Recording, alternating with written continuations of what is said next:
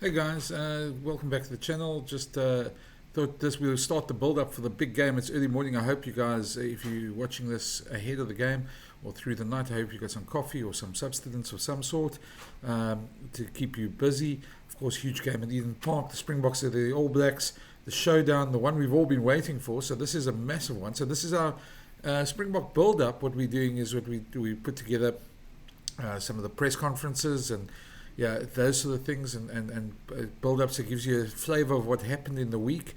And after that, we head into the game. So now we're doing it. It's going quite quickly. It's coming very closely to the game. It's the most anticipated game of the year.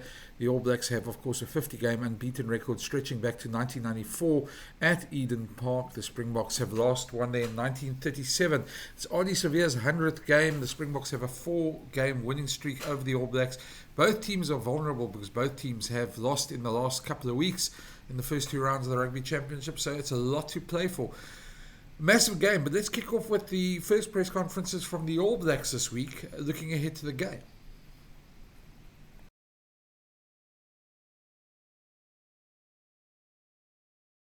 Thanks, cheers, Juliet.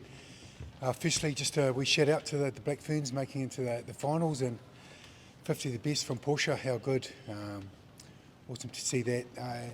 Also, squad update. Obviously, Timothy, Jim the bus has broken his radius. He's got an operation today. He's going to be out for 12 weeks. So we've brought in Lester Whanganuku into the squad. He arrived last night. Any other questions on top of that? Thank you.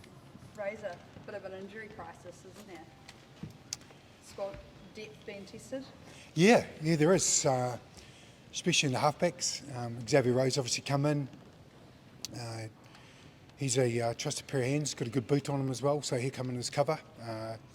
But every team goes through injuries. We just got in one spot, one position, and it's contact sport, so things are going to happen. How's the group kind of regrouped after that loss to Argentina?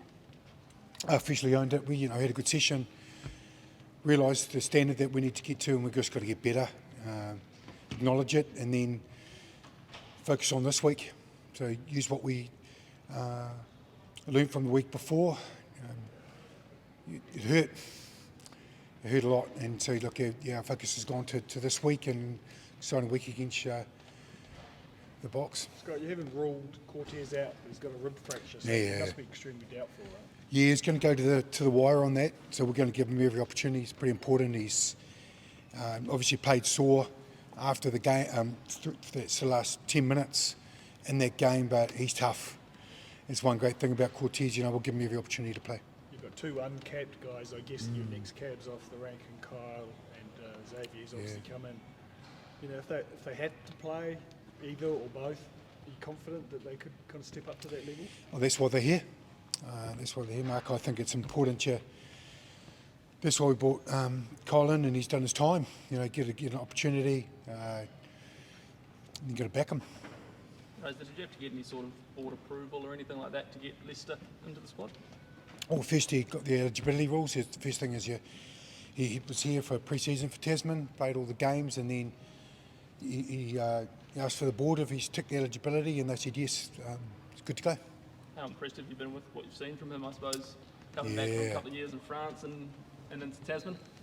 Yeah, he's a great power athlete, isn't he? And holds his feet beautifully, tracks defenders, and he's played really well. We're really pleased that he's come straight back into the fold and performed at the highest level. Do you see him being an option straight away this week, or do you look to those original squad members in the first instance? Everyone's eligible to get picked. That's why they're here. So the good thing about with Lester, he can play multiple positions. So what do you see him more as these days? More of a midfielder that can play wing, or the other way around? Probably that way, yeah.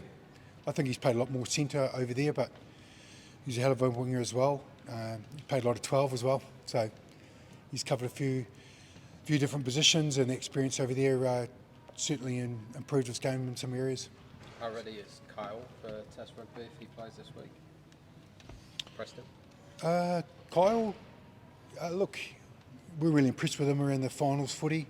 he's always stepped up to every occasion that he's had and opportunity he's had. And the next one could be on the biggest stage. So we've got him ready over the last 3 to 4 weeks to be ready for it. So we'll back him. And what have you made If of needed. Finn's performances when he's played in the last couple of weeks? Yeah, Finn is experienced. We know what we're going to get with him. He's reliable, he's tough, some good turnovers. He likes that stage. He's good that he's played a bit and straight back into our system. Yeah. Scott, there's a lot of talk about the form of both teams coming into this test, but given the magnitude and given everything around this test, how important is form in a game like this? Is it irrelevant? Yeah, I think it's on the night, eh? Yeah. Probably, like you're saying, no one was out and out at the best on their game, and that probably just adds to the occasion. Look, we've had some parts of our game that have been awesome, and then some parts that we have to get better at, and it just hasn't quite all come together, and it's a good week to get it to make it happen. And for you as a coach, does this feel like the most significant week of your tenure so far? Yeah, I think this press conference sort of covers that off for sure. One plays two in the world, all eyes are watching. It's pretty exciting for us as a country. We've got a record that we are really proud of, and we'll play for. And can you give us a sense of why Eden Park is so special? It's an extraordinary record. We all acknowledge that. Yeah. What makes it that special place? The deeds that have been shown on it. The amount of honour and the respect that's been shown each time you run out there, and then obviously that's just added to that legacy, and every team's got a role and an opportunity to add to it, and ours is this week. And what have the BOK shown you in the first 2 rounds that's different to what you saw last year? They'll chance their hand and then go back to their DNA. So it's coming. We know it's coming, and that's all part of it. That's all part of the game.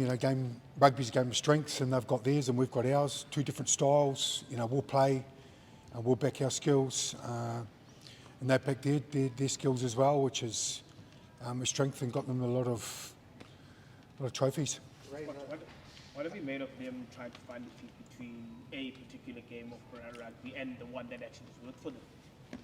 It's a fine line, isn't it? Because they played some great footy, and there was a moment in a test match, a couple of bounces and momentum went the other way. So, look, either way, they've got the skill set to do it, and what do you want to back and believe in? And that's the thing about them. We expect anything. They're a very innovative group. So, what comes along on the weekend, you got to prepare for what's in front of you.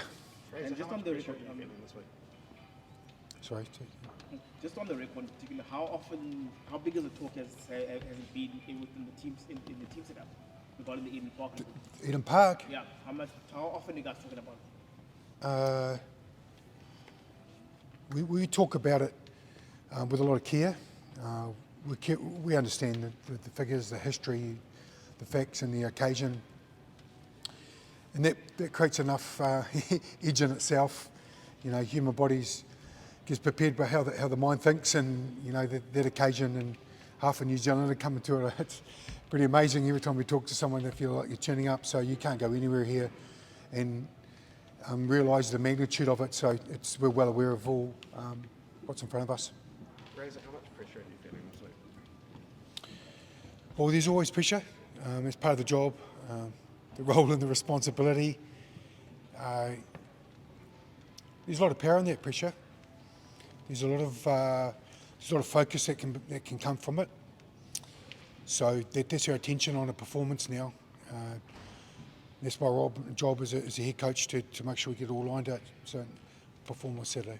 What would hurt more, losing at Eden Park or losing at Division? We'll focus on the job in front. Thank you. Scott, you just want to go back to the biggest test of your coaching career. Are you nervous about this week? And so how do you actually deal with all of that's coming as well? human. So your mind goes, there's a bit of future thinking that goes on, and where it could be and what happened, but then also, your job's to be right here. So I've drawn on my experience as coaching over the years, and what's really important, what wins games, how can we, my job is to set this team up to perform on Saturday night, so that's it, but you always take up a deep breath and realise the stakes there in hand and get on with it, step forward. I don't want to bring the cloak of doom onto it, but a lot of past All Blacks, I'm quoting people like Sean Fitzpatrick, Zinzan Brooklyn, spoke about a fear of losing, and that being that as a motivation. Does that come into your way of thinking at all? You've been obviously a great past player as well as being a coach of the All Blacks. That fear of losing? Yeah, that's natural, because the history and the stats show that, and there's a lot of power and fear as well. Get your body ready, for survival, and it's the most human thing you can do. We're here to protect something. So, of course, there's a little bit of fear element, and that's part of being human. Just preparing for the South Africans, how much of a team selection game plan in that is affected by the different challenge that they actually bring, as opposed to the last couple of games that you've coached? Yeah, you look at their strengths and you think where they're going to go. We know that, and what's the way for us to take that as an opportunity? Where's our skill set? What's required from our players? How do we set them up during the week? So there's a little bit of, pick for the match, pick for the opposition, but also keep a bit of cohesion. And finally, when you talk about this pressure and walking towards it, there won't be a single person that you bump into in Auckland over the next few days that doesn't talk about this game. Do you welcome that, or do you have to spend time away from all of that? How's the best way to deal with that for you? Well, there's a swimming pool over there, so I'll just do a few extra links. I love it. I enjoy that. I enjoy that, the connection piece. That's part of the job. When you got Kiwis talking about this test match and how much it means to it, fills you. So you embrace it. I'm not walking the streets, put it that way, but definitely not. But I, you embrace those little moments, and the connection piece reaffirms how important this team is and this game is. Scott, you got Sir Wayne Smith coming in this week. What are you hoping to get from him this week, personally for yourself and for the team? Yeah, Sir Wayne has been locked away in the calendar for all year. This is the one as all of us have noted, and he's good. He's just got so much wisdom, 30 odd years in the business, at the top level, and just little bits of gold really, and he's thought about this and remember this, and when I was here and we did this, and so those are the great things that you hear from someone that, like an old Koro, that knows his way around test footy. He used to wear the old turtle shell at training, help with the high ball stuff. Are you going to out there? No, I think he's retired from that. He's retired from that side of it, but no, he's great to have here, and the boys, we all respect him. And how much extra high ball work do you do? Do you do any extra work, or what did you see in that last Pumas game that you can work on with the high ball? We'll modify and correct technique and make sure we keep being brave, keep going for it, and back ourselves. So we'll get the balance of the week of the reps. Scott, there's a lot of people talking about the form of your wings. Yeah. As a coach and as a selector, how do you balance, I guess, faith and bodies of work going back to with current form and what you've seen the last few tests? I mean, how will you balance that this week as you figure out how to, I guess, improve your play? Yeah, no, it's a great question. Your loyalty is a big part of me and who I am. Your faith and trust in people, but we just got to perform. Doesn't matter what position it is and who you are. So that's a general for all of us. Team first. We talk about it. Team black, and your performance is a key. So it's the balance of the two. But I'm well aware of everyone's form, and there's always conversations to make sure people are kept accountable, and their job is to perform, and just like me. Was Caleb just not quite right? You didn't think for this week to be available? We wanted to give him a couple of games to get him his rhythm and time. He hasn't played much rugby, so one game we felt 2 games was going to be enough for him before we brought him back in to give himself some contact and opportunities to to play himself into some good form. Do you need to send, Last couple of questions. do you need to send reminders out about discipline this week, or is it sort of well known already after that second test in Ardie? Yeah, now fair question. I think the first thing is you've got to acknowledge that yellow card or not a yellow card, it's a yellow card. It's an interpretation of it, and we acknowledge that our individual self-control is critical, and it can swing test matches, and we're all got to be better there. Razor, did you watch the game last night, and did anyone particularly?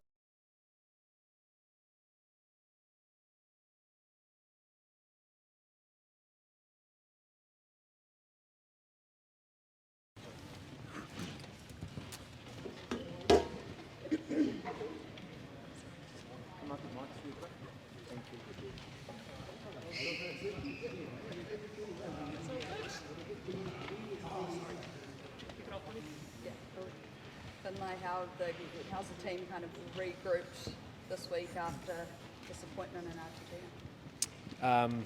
Yeah, we started off by getting a week off last week and refreshing, filling the tank, and yeah, we've come in, energy's high, and I guess we all know the challenge ahead, so sort of moved on from Ardie, and it's all about South Africa now.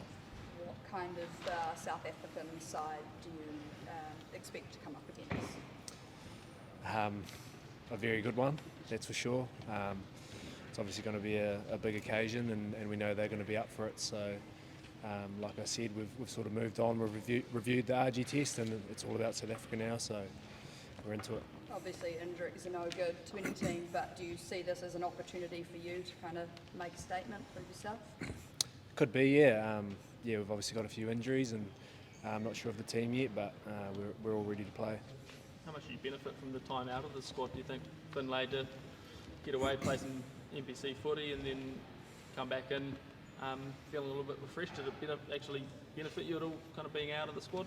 Benefited the body, I think. It was a bit beaten up after Super Rugby, so yeah, looked at the positives, got a few weeks off, focused on the body and the rehab, and fortunate enough to be back in. And on the second test in Ardie, you know, rushed in after 20 odd minutes.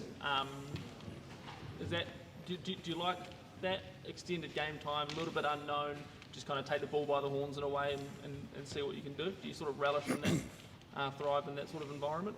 Yeah, just it goes to show you've got to be ready for anything. We talk about it every week that no matter your number, or even if you're not in the squad, you've got to be ready to play. And our mindset around it is everyone prepares to play. So obviously Tez had a wee injury and I got chucked in there, but I was ready for that, and that's what we try and get ready for in the week. You've played plenty on Eden Park. What does that record mean to this team? And in a way, you know, given it's been so long, does it weigh on this team at all? I think in camp, whenever you're playing the Springboks, you don't really need any extra motivation, but it's obviously there if you want to look for it. But for us, it's about going out and focusing on tests, winning that, trying to keep our vision on that. Finlay, as a playing group, when you're playing the Springboks, do these weeks feel different? Do you feel that you can find an extra 5 or 10% in preparation, in training, as you work towards Saturday? I think it naturally, yeah, when you're playing the best, and like I said before, rivalries like this just naturally brings that edge up. So, like I said, we don't need to look for extra motivation. It's obviously going to be a massive game, so the boys are up for it. And 5 de Klerk has been a bit of an ever-present in recent seasons, and this season Grant Williams has started more than anyone else at 9 for the Boks. Very different players. What do you make of them and the differences that they bring to the game plan? Yeah, they're both great players. Faf's obviously got a lot of experience, very gritty player, and Grant's obviously electric, running game, and very fast. So they both add their own things, and for us it's about focusing on how we can sort of play our game. And have you noticed an evolution in the attack? Certainly starting last year, post Rugby World Cup, and the Boks doing different things, being a little bit more unpredictable. I think definitely, yeah, they've I guess expanded that attack a wee bit, and not afraid to throw the ball wide in simple terms. So yeah, playing some good footy. What do you need to prepare for the most when you play the Springboks? Myself? The All Blacks. It's like I said, it's a big test match. It's test match footy, so for each individual, it's about nailing your job, doing the simple things well. If we can do that as a team, it'll go a long way. For you personally, did you think you'd be standing here in the most talked about position in the All Blacks maybe a month ago? Definitely not, no. Thought I'd be down in Nelson, focusing there, but it's the way footy goes. It's awesome. Great, easy. Sweet. Thanks, guys.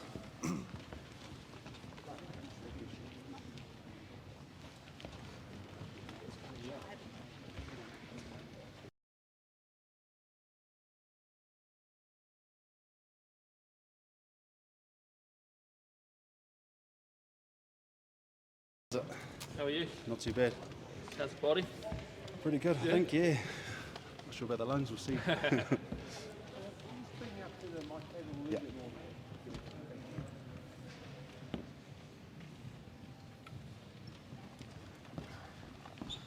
Oh, buddy. Okay. Tyrell, what do you see as a kind of key area of work-ons this week ahead of the match?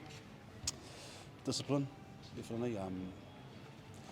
Yeah, it sort of hurt us the last game, but that'll be big this weekend as well because we know how well the Boks use their set piece and like to kick threes as well, so discipline. Obviously, Eden Park record on the line. What does this kind of mean to you, and does it add a little bit of extra pressure? It's definitely a bit of excitement. Yeah, like I said, I've played a number of tests there the last few years, and I wouldn't think it'd add too much more pressure. It's just more excitement. It's about us going out and defending that record. Yeah.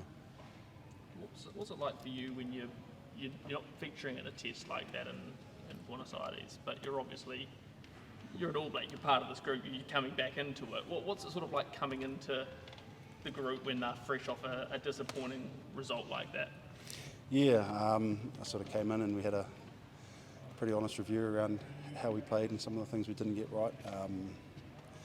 And yeah, I guess for me, I wasn't in Argentina, so I came in with a little bit more excitement, ready to sort of attack the week and look forward to this weekend. Can that be a good thing for the group when you've got someone, like you say, you weren't in Argentina, you've kind of come in with a fresh excitement off your own injury struggles just to, I don't know, if anything, lift the group up a little bit? Yeah, I guess so, yeah. Obviously as a team we've got a lot that we want to work on this week, and yeah, I'm just, like I said, me as an individual, I'm just looking forward to getting my head back in the scrum and being in this environment. There's no greater challenge at set piece in the box at scrum time, is there? No, definitely not. Like I said, they pretty obvious with how they play, how they want to play the game. So it'll be a big challenge for me as a front rower if we get a chance to play. Definitely. Just on the set piece, and I know you obviously didn't play in that game, but in the reviews of that loss to the Pumas, was the fact that the All Blacks were reduced by the cards, did that play a part in the sort of reduced effectiveness of the set piece at the end, the amount of extra work that was getting done on defence? Yeah. Yep, I think we had to make a lot more tackles, definitely with 3 yellow cards during that game. So yeah, it definitely catches up towards the back end of the game. And given that a couple of those yellows were pretty unlucky, for a deliberate knockdown rule, like, how do you address that? Like, what needs to be done in training to make sure that doesn't happen again? Yeah, I guess our week starts at training, so getting those pitches right at training. You say hard done by, or I guess the ref seen it differently, so we just got to be better in that space. What are the particular challenges of the Springbok scrum, and perhaps you could give us a few words on Ox and Che, who's sort of grown into this starting loose head position and has been pretty destructive there? Yeah, I've scrummed against him a lot the last few years. He's a powerful man, they're a powerful scrum, so we're just going to have to get that right through the week. And yeah, it's a big part of their game, so it'll be a big challenge. But in response to a question that involved pressure, you used the term excitement. Is that what it is? Is a Springbok test match week for you as a group that little bit more exciting because of everything around it? Yeah, they've set the standard when it comes to scrums and lineouts over the last few years, so as a forward pack and as a front rower, you're excited by that challenge. It's a big part of their game. Tyrell, I mean, the Boks on Saturday will be the Boks' sixth test match at Eden Park since '94. Clearly, it's a rare occasion here. How do you guys as players process that kind of excitement, the fact that that game at Eden Park is such a rarity? Yeah, I guess all the history that's gone, I guess, before us. Like I said, we don't know how many tests it is, but it's a lot that we haven't, or that we've won there over the last few years. So just going out and defending that. And yeah, obviously coming off a pretty disappointing game in Argentina, we just want to right those wrongs, and no better test to do it than against the Boks at Eden Park. With the fact that all the teams have won a game each in the Rugby Championship, what does it say about the competitive nature of the tournament this year? Yeah, it's probably the most competitive it's been for a long time, the Rugby Championship. So I guess just how important each game is. So these next two will be, I guess, our most important, obviously, going against the Boks. And just, yeah, I guess it's exciting from a spectator's point of view, which is what I've been the last couple of weeks. And yeah. When did you actually do the hand fracture? How did you do it? Yeah, I just was in the last French test. Just went in to make a tackle quite early on and hit my thumb on one of the French players' knees, and just sort of knew pretty much straight away that it had sort of fractured. Regardless of the opposition, does the fact that you're playing at Eden Park just lift you to another level? It seems to be the case. Does it bring a sense of confidence to the group? Yeah, I guess that's our home as All Blacks. Like I said, a lot of history's gone into that stadium, a lot of games before us, so definitely exciting to sort of go out and defend that title. Right, we'll wrap up there. Thank you very much. Thanks, guys. Thank you. Good luck. Thank you.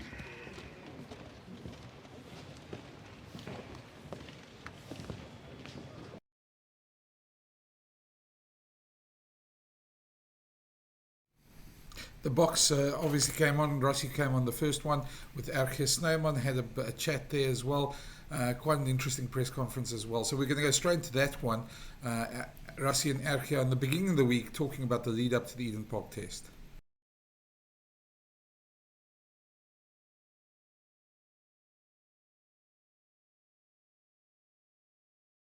Vamos kyk of hy nou werk. Recording. Can we go for the income? Ek weet nie. Okay, is van, ek gaan net hierdie doen. Miskien, okay. Nou? Can you hear us now? Ja. Hy klink baie beter nou, ja. What's up there? François? Dat is ook net 'n vraag vir Ardie. Jy het redelike baie rugby die jaar saam met Jordie Barrett gespeel by Leinster. Net wat jy dink was. Ekskuus François, sprong net geweer. Ja, ek sê jy en Jordie Barrett redelik baie rugby saam gespeel by Leinster die jaar. Net wat jy van hom dink as 'n speler, as 'n spanmaat, en net wat jy uitsien om nou teen hom te speel kom hierdie naweek in die Rugby Championship. Ja, ons het 'n lekker seisoen gehad by Leinster saam en het was lekker om hom bietjie te leer ken van die veld af. Hy's 'n great rugby speler en hy het obviously baie vir ons beteken hierdie jaar by Leinster, net soos wat hy jy weet vir die All Blacks beteken. So sien uit om hom bietjie weer van die ander kant van die veld af te sien hierdie naweek.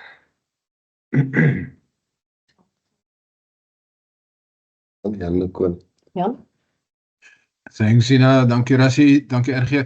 Rassie, ek gaan jou nou maar in Engels vra. What is the big difference for you in the build-up to this Rugby Champs and last year's Rugby Champs? And what would be the big advantage for you? I think the build-up, you mean the All Black game specifically, or the whole Rugby Championship? Yes. The All Black game. No, the All Black game, obviously now, we all only has one game, all four teams. So I guess it's pretty open. And yeah, last year we obviously it wasn't the same. And we're playing New Zealand away from home. I mean that's obviously a massive challenge. We would have loved to win the first two games against Australia, but we only achieved it in one. and we're currently third on the table. So I guess all 4 teams, I guess Australia's tail is a little bit up, and Argentina obviously feel good about themselves because they're really playing well. But yeah, I think us in New Zealand, none of us are really hitting our straps currently. They had a loss and we had 1 loss. And yeah, we are big rivals. We've been coming a long time that we've been really close the last couple of years, even so in the World Cup final. So for us, yeah, history is obviously a big thing, and there's a big thing made about the whole Eden Park and so on. So for us, no, it's a nervous week. We are confident that we can do well, but I guess in New Zealand will be with the pressure that I can see that people put on them currently. We're experiencing very much the same. So I guess it's 2 teams that have a hell of a lot of respect for each other, but then also internally, I think both teams believe they can win the match. It's a quick follow-up. Does it give it a bit of a World Cup feel that you're on tour and the team is together for more than a week? It's not just a one-off test. Yeah, well, it's more like a tour. I mean, we've been together for 11 weeks now, I think, even before the incoming series and the Barbarians game and so on. So we've been in camp for a really long time, and most of the time we're anyway, together either in Johannesburg or Cape Town or wherever we were based. So yeah, we can't really say that this tour will make it a little bit different. We're just away from our South African supporters, which we love to be in front of. So, there's a couple of supporters here, but no, us being together this 2 weeks away from home, the only difference is there's less South African supporters here. So, no, it's I've been touring here since 1994 in New Zealand as a player, and it's never easy here. And yeah, I as a player, I never think I won as a player here. We've drawn once one year since I've been involved in the coaching team. So now for us, it's always tough and nerve-wracking and a tough week. And I guess it's the same for New Zealand. So yeah, being together and being here for a couple of days more, yeah, we've been together for 11, 12 weeks. So there's not any difference in that. Dankie. Daar word baie gemaak, ek het van die onderwonde rekords by Ardie Park en by die Springbokke laas in 1937 in Auckland gewen het. Daar's uiteraard baie emosie en baie daar gesê word, waar jy daaroor of waar jy daarteen dat dit nie te groot ding word in die opbou nie. Ja, kyk, dit is obviously daar word baie gesê daaroor. Maar ek dink soos coach Rasna gesê het, dis nog steeds altyd taaf om hier te kom toer en hier te kom speel, maar ek sal waar hou speel nie. Maar ja, die feit dat dit 'n groot ding gemaak word van dit die naweek, omdat ons so lanklaas hier gewen het.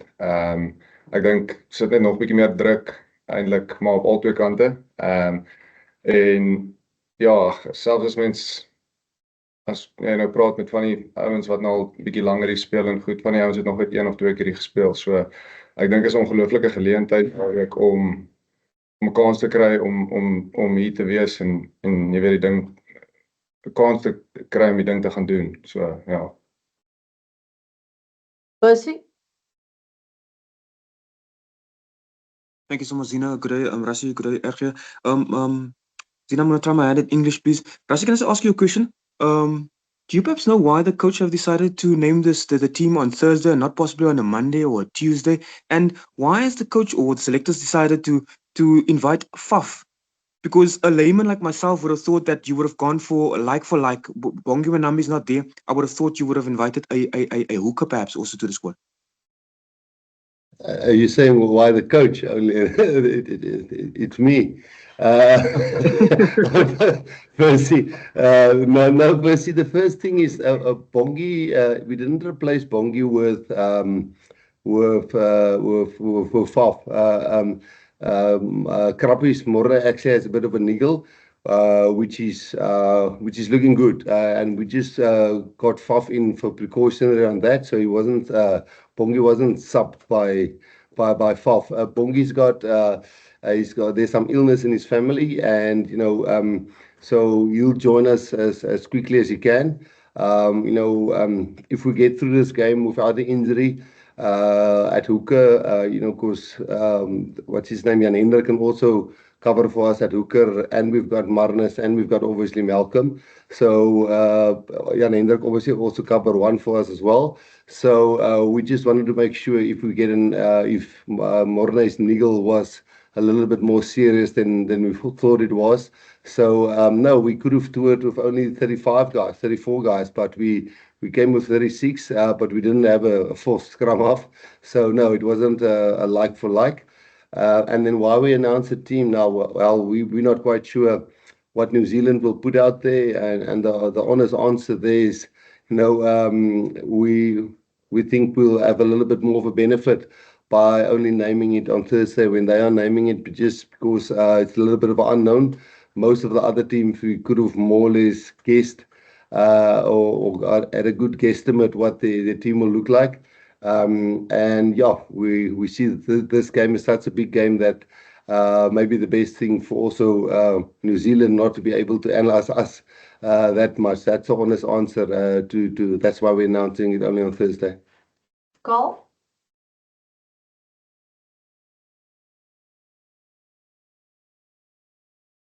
Carly.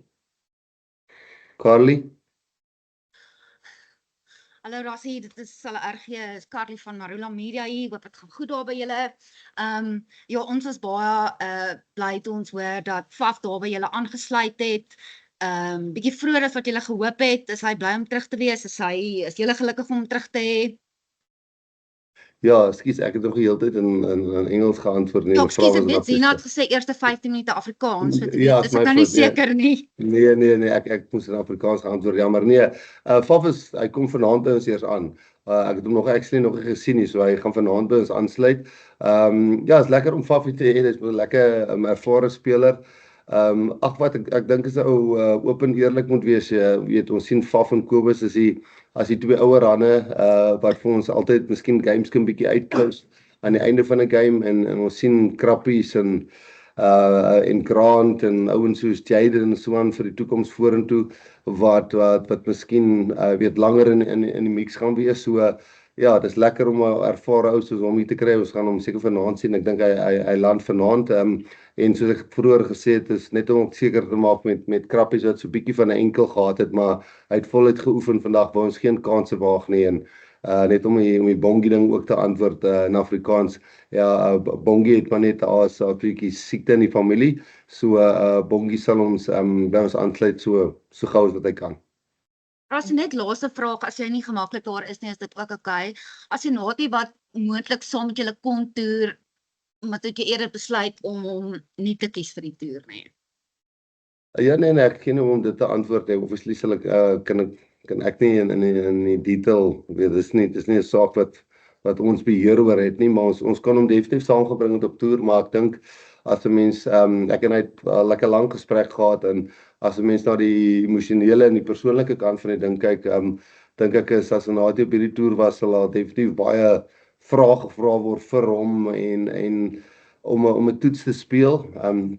En om gereed te wees vir 'n toetswedstryd, moet jou fokus 100% op 'n wedstryd wees, en ek dink met weet so 'n situasie wat hy heidaglik moet hanteer en seker maak hy kry sy kant van die saak. Obviously is dit baie emosionele dinge wat deur ou se kop gaan, en ja, ongelukkig dink ek sou dit nie vir hom die beste gewees om saam met ons te toer, en hy het 'n goeie gesprek gehad daaroor. Ek dink dit vat baie van ou se energie en ou se positiewe mindset om reg in 'n toets in te gaan. So ja, ek en hy het 'n gesprek gehad daaroor, en ons het geweet ons kon hom saamvat op toer, maar ek dink dit sou baie onregverdig teenoor hom gewees het om hom onder sulke druk te plaas en dan nog van hom te verwag om te gaan speel as jy soveel goeters het om te hanteer. Okay, dit's reg. Baie dankie. The Springbok women made history by making it to the quarterfinals last night. Yeah. How much does their achievements inspire you guys to go and make history at Eden Park on Saturday? Yeah, first of all, no, I actually got up 3 o'clock last night to watch it. It was awesome to watch, and congratulations to everybody in that environment. Also SA Rugby for what they're doing well. Springbok women, and first time we've reached the quarterfinals. I know it's probably going to be New Zealand or France now in the quarterfinals, so that's pretty tough. But yeah, so first of all, congratulations, and it does inspire us. For us here at Eden Park, it will make New Zealand as desperate as we are. We are really desperate. We don't win here often, and not even to mention Eden Park. I mean, I don't think any of us were born when South Africa lost 1 year. So for us, it is a motivational thing, but it will motivate New Zealand even more and make them more desperate. So I think it's two teams that's really. I think you'll see some guys who really puts everything out there from both teams. Coach, is this the biggest game the Springboks have played since the World Cup final? Yeah, I think if I say that, Australia will say, "Yeah, we beat you guys 2 weeks ago." Now you say this is our biggest game. There's a big rivalry between us and New Zealand, and a healthy one. Since I can remember, since I watched when we weren't allowed to play international rugby. The New Zealand games were the big ones that we all watched when we were small boys, and then 1995 was obviously big. So yeah, I played in World Cup final 1999, final third and fourth place playoff against them. So no, there's a big history, and we've got tremendous respect for them. So to say it's the biggest game will be a slap in the face of some of the other teams who beaten us. I mean, Argentina beat us last year proper. Ireland has beaten us since. But yes, there is a specialness between us and New Zealand, and yeah, it is a big game. Nathan? Thank you very much, Zina. Rassie, Ardie, good day. In New Zealand, the All Blacks are obviously missing a few key players. I mean, have you been scouting, or have you been looking at how they'll be looking to or which team they'll be bringing out this weekend, considering they're missing a few key players who played in the NPC last weekend? Yeah, it's a tough one for us. That's why I was honest in saying that's why we're only announcing our team was on Thursday. I know they're a team that's thorough and analyze and profile players and teams a lot. And we're very unsure on what team they will put out. We're really not sure. I guess one can look at the injury list and think they might be in some trouble. But I mean, we've got Kirtley out. Edwell out, and I don't want to mention a bunch of Asanati is not here. There's quite a lot of players of us that are also not available. So I think there will be a little bit of an unknown in both teams going into this match. And I guess by only announcing it on Thursday, it's a little bit more evened out, that we all have to do a little bit of extra work and guessing a little bit. I know Antonina Brown played this weekend. There's a couple of guys that played this weekend, and Caleb, I thought he might be in the mix, but I listened to Razor's comments in the press conference. Doesn't sound like he'll be in the mix, so it's a bit of a guess. But whatever team they put out there, we'll know it will be one hell of a good and a desperate team. Last online question. What's it? Ella. What's on? Sorry, guys. Elite athlete? That's me, Zina, Adnan. I don't even remember from the last time. Thanks, Zina, and Rassie and Ardie. Rassie, I think the question was asked, but this game has been touted as the biggest game since the World Cup. And so you've answered that to a certain extent, but with all respect to the other teams that you played against. But do you agree with that statement? And also, how much has the dynamics changed since the World Cup with regards to the composition of the team and where you are at now? The composition of the New Zealand team or our team? Both sides. Yeah, well, I think first thing in the World Cup final, that's a must win. And now we're more or less in the same position. I think if either of us want to win the rugby championships, these next two games are pretty vital. So I guess it's more or less the same as in the World Cup final. I don't think we must forget that they did get a red card in the World Cup final, which made it a little bit easier for us to play against 14 men. I know we also had 2 yellow cards, but It will be at home, away in New Zealand, and it's not on neutral ground. So no, it's for us it's a massive game. It's also a great honor to play against them here, and currently those number 1 and 2 teams in the world, and I guess I know it's just world ranking wise. It's not to say we are number 1 and 2 in the world. It's currently with world rankings. But no, that's why I think it's a nervy week for both teams. There's pressure in both camps. Some people will say we are struggling to find a bit of rhythm. Internally, we think we're getting there. They just came from a loss. So both of us is 1 from 2 in the last 2 matches. So no, it's a massive game.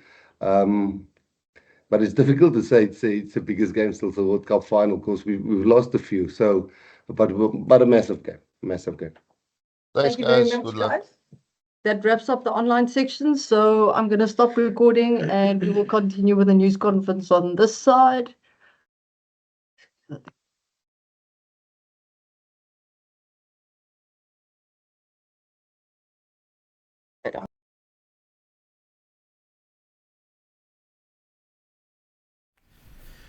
Just going into some of the content that the Springboks released. This was their gym and recovery session, and then there was an update from Tony Brown from Auckland as well when they got into Auckland. Just I know it was before Russie's press conference, but it's interesting to see as well.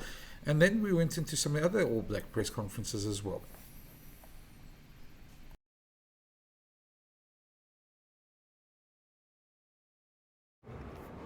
Tony, back in New Zealand, how's the team settled in, and has the work started before the first game? Yeah, well, the team's travelled well. Obviously, the first couple of days are all about recovery and just starting to get our plans together to get ready to take on the All Blacks. So, good first couple of days. Always a big challenge at Eden Park, and then also in New Zealand in general. What is the vibe like in the camp? Just excitement, really. Obviously, Eden Park records on the line. It's an amazing opportunity for us to go there and take on the challenge that's always going to be a tough All Blacks team. And then All Blacks have, or all the teams in the competition have won one game so far, so competition's still wide open. How important are these games going to be in your campaign? Every test is important. The rugby championships always going to come down to 1 or 2 games, so hopefully we can win the key ones and make a push in New Zealand, and then hopefully go back to South Africa with some points on the board. Number 1 and 2 teams in the world up against one another. What are you expecting from this challenge? I think it's probably the biggest game since the Rugby World Cup final, so players are excited. All Blacks are going to be desperate to win. Springboks are going to be desperate to win, so it should make for an amazing game. And then what do the Boks have to do you think, to keep alive their chances of breaking their hoodoo at Eden Park?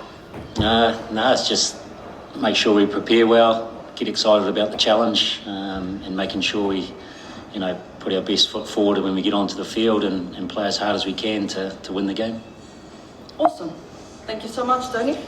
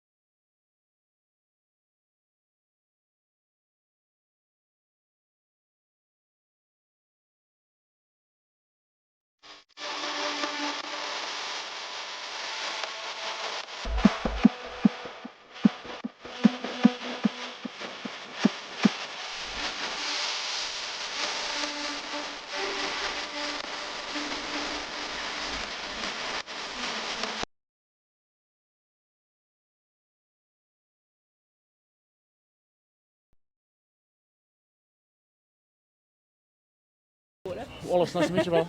Get the important people. The others don't matter, let's say.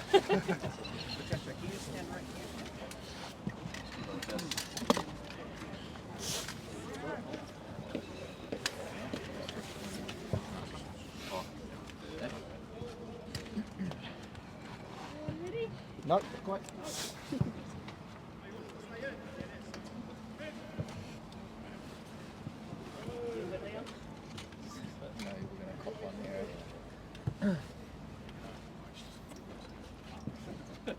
Home in North Harbour. Yeah, it's been a while, but it's good to be here, yeah, for sure.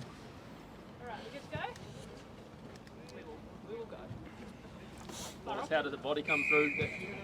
How did the body come through that first hit out last week? Yeah, oh, pretty sore, mate. First game in a while, and obviously with the loss as well, sort of complex everything, and then got the long travel too back home. So yeah, it was pretty sore. It took a few days to get back into, I guess, a bit of movement, and feeling better now. From a forward pack perspective, what have the kind of reflections of that fortnight in Argentina been, and where do you need to be at your best against a pack like the Boks? Yeah, but I think we're a bit disappointed with the way we performed that second game, especially coming off a strong win on that first game. So physically we didn't front up there, which is probably a point to the chest for us. I think it's to the chest for us, and that's what sort of what we're looking forward to getting to into our week and hopefully building into the weekend. How much do you personally relish the kind of confrontation of and the challenge of going up against the Boks pack? Oh, look, the Springboks are a quality side, defending champions for a reason, been at the top of their game for a long time now, and it's a huge opportunity for us, something that we walk towards, but then again we still got a few more days, so we'll build into that as well. Wallace, just growing up, what does playing South Africa mean to you? I'm an old man, and so I kind of grew up with this is our greatest ever rivalry. What does it feel like for you? Oh, it's special. Hopefully we get the chance for this weekend, and growing up you watch the All Blacks and the Springboks play. I watched Manu Samoa with my father as well play Springboks as well, and it's always a special occasion. So to go up against a quality side like the Springboks, it's always a pleasure, and it's a great challenge, like I was mentioning. Here in Fanland and Media Land, we're calling this the Heavyweight Championship of the World of Rugby. What do you guys talk about in your off times about preparing for a game like this? Oh, look, it's like you said, it's a big match, no doubt about it. Us as players, we talk about these big moments, and it's what we work for, what we dream of, and we still got a few days, so we'll build into it. How different is the intensity or pressure in camp this week? Oh, there's always a bit of pressure and intensity in camp, whether we're playing the Springboks or not. We always respect who our opponent is, but look, it's a big match. I think everyone knows that, and training has been intense. Today was really intense, so we'll build that intensity throughout the week. Did you have a debrief yesterday of the Argentina? Yeah, we had a review yesterday. How was that? It was good. Some conversations that we needed to have, and we'll reflect on what we need to work on. Wallace, what's it like having Wayne Smith around the camp? Oh man, he's a legend in his own right. Someone that's been there, and someone that's gone through these moments and these times. So we really lean on him as well, and little gold nuggets that he's throwing around is something special and something that we'll take very seriously. Is there anything you've learned from him specifically yourself? Yeah, well, just the ability to get all the content in, and then throughout the back end of the week, just go out there and play.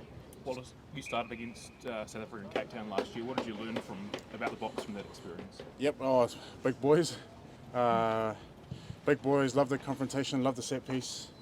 They're a quality side for a reason, and if we're not on our game, we're not going to put in a good fight. So one thing I learned is you got to make sure you win all the moments. Little mistakes that will cost you. So yeah. Wallace, 31 years since the All Blacks have lost at Eden Park. How kind of important is maintaining that winning record to you? For myself, very important. Eden Park has been a home for All Blacks New Zealand rugby, something that we take seriously, and like I said, we still got a few more days, still got the rest of the week, and we'll build into that for this weekend. Now, I know you weren't born when the All Blacks last lost to France in 1994. Do you kind of have any memories or know anything about that game? You kind of aware of it? Actually, I'm not. No. It's been a while. What about Ardie's 100th? Some extra motivation to put on top of that. What does he mean to you? Yeah, 100%. Look, he's been a mentor for me in my short time in the All Blacks. Not only myself, but a lot of people that's in the squad currently and boys that have gone before us. So he's a special human being, a special member of our squad. He leads our forward pack. So yeah, look, it's a big occasion in its own right, big occasion for Ardie and his family, and like I said, we'll build into the week. In 99 games, he probably hasn't played a bad one. Would you agree? Oh, all 99 of the best, eh? Is he someone you watched growing up? 100%. He sort of revolutionised the loose forward position. I think we saw that firsthand this year as well. So somebody I model my game by bits of it, and also somebody to take inspiration from. Is there a specific piece of advice Ardie's given you that's stuck with you? Oh, his favourite term, just have a jam. That's what footy is, you know, that's what we play. That's why, because like Chester here, that's why, you know, we love watching footy. So as much as there's pressure at the end of the day, it's just going out there having a jam with the boys, you know, living the dream. Have you got some questions? Yeah. What is it about Adele that gets you so hyped up before the game? Adele, yep. If you don't know, my favourite song is Hometown Glory before every game, and I don't know, something about her voice, something about the way she, I guess, sings her songs and just really gets you in the moment. Thank you. Thank you. What's your favourite song by Adele? Hometown Glory is up there. I also love Turning Tables. Same, I actually know. Oh, really? I play that on the piano. Oh, nice. You're going to teach me that then? Thank you. Thanks, guys. Cheers. Thank you. Wallace. Good luck, Thanks, mate. guys. Cheers.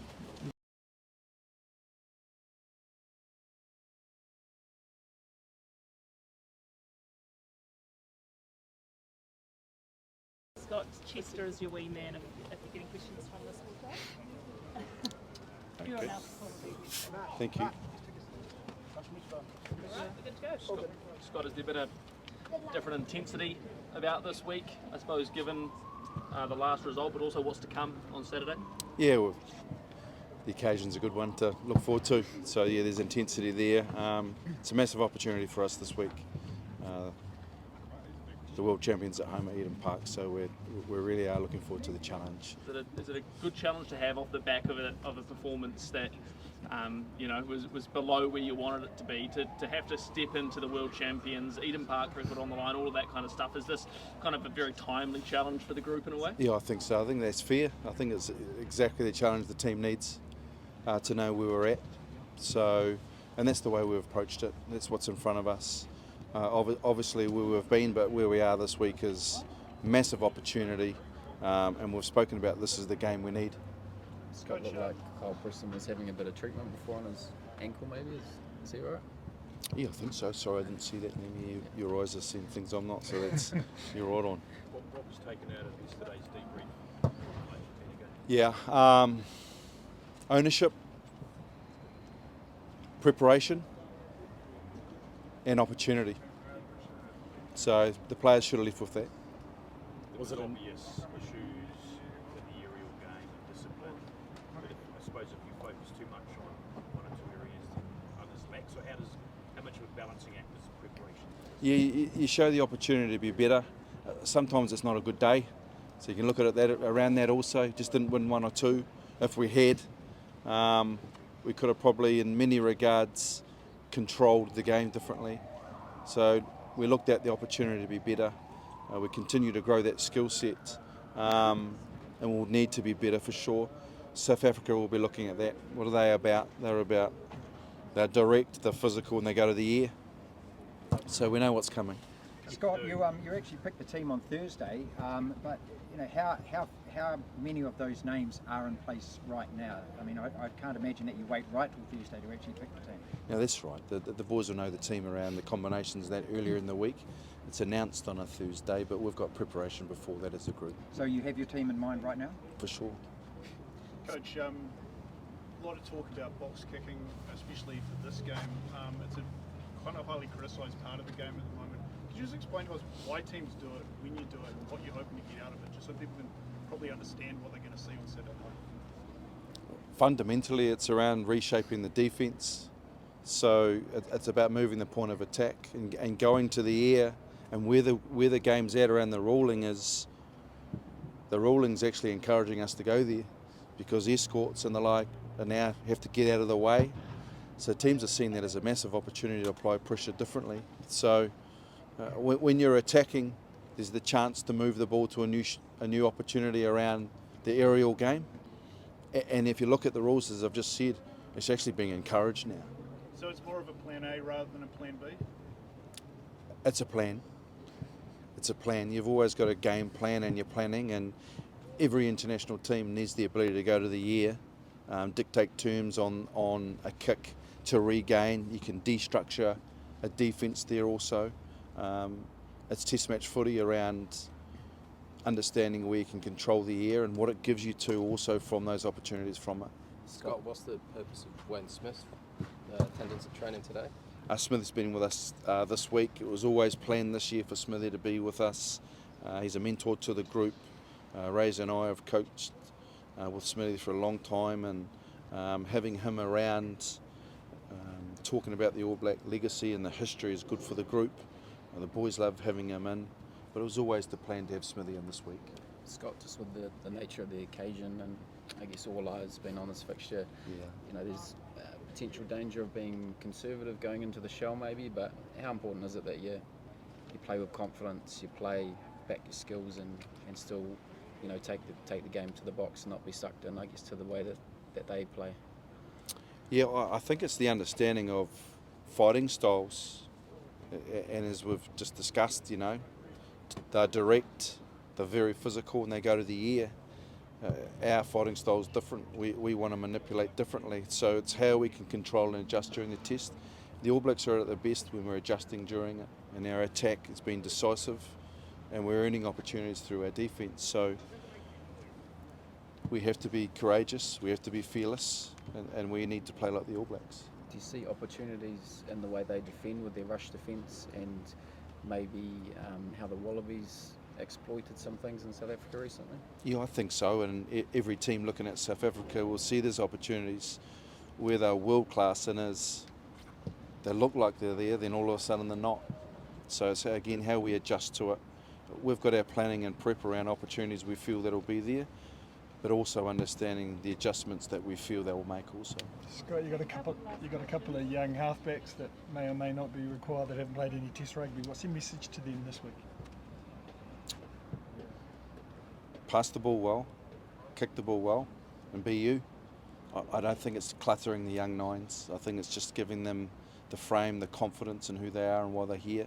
They've got a massive opportunity in the environment, and we know they'll take the ownership when the opportunity is there for them to play. Cortez was training today? Cortez was training. He's still under injury cloud. We're still keeping our eyes close on him around the injury, and he's a brave young man. He's possibly running around looking pretty happy, but we know he's pretty sore, so we're keeping an eye on him. They've delayed naming their team until after you guys on Thursday night. What do you make? Now we'll just go about our business. I understand what they've done with naming teams early.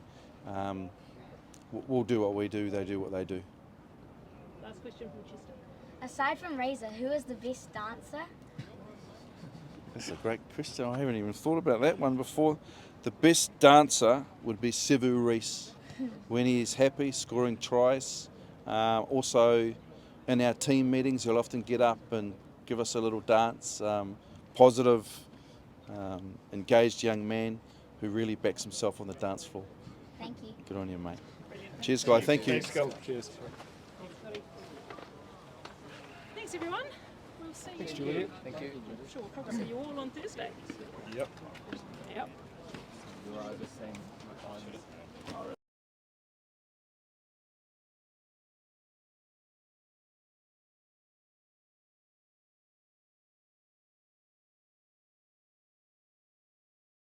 Please.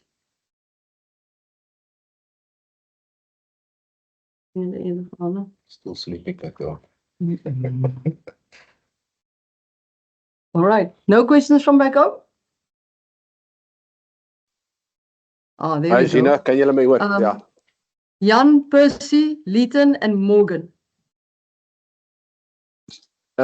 Jason, can you hear me clearly? Can hear you. Okay. Morning, Jason. I know we all know about the history between South Africa and New Zealand. We know about the Eden Park history. what makes this game and the All Blacks playing against the All Blacks special for you as a person, as a player?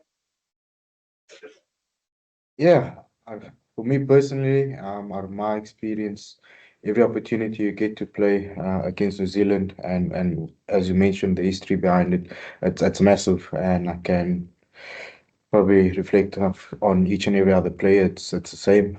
You're playing against the #1 team currently at the moment, and that's where you wanna come up against and measure yourself as an individual and as a team, where you're at, and if you're still on par.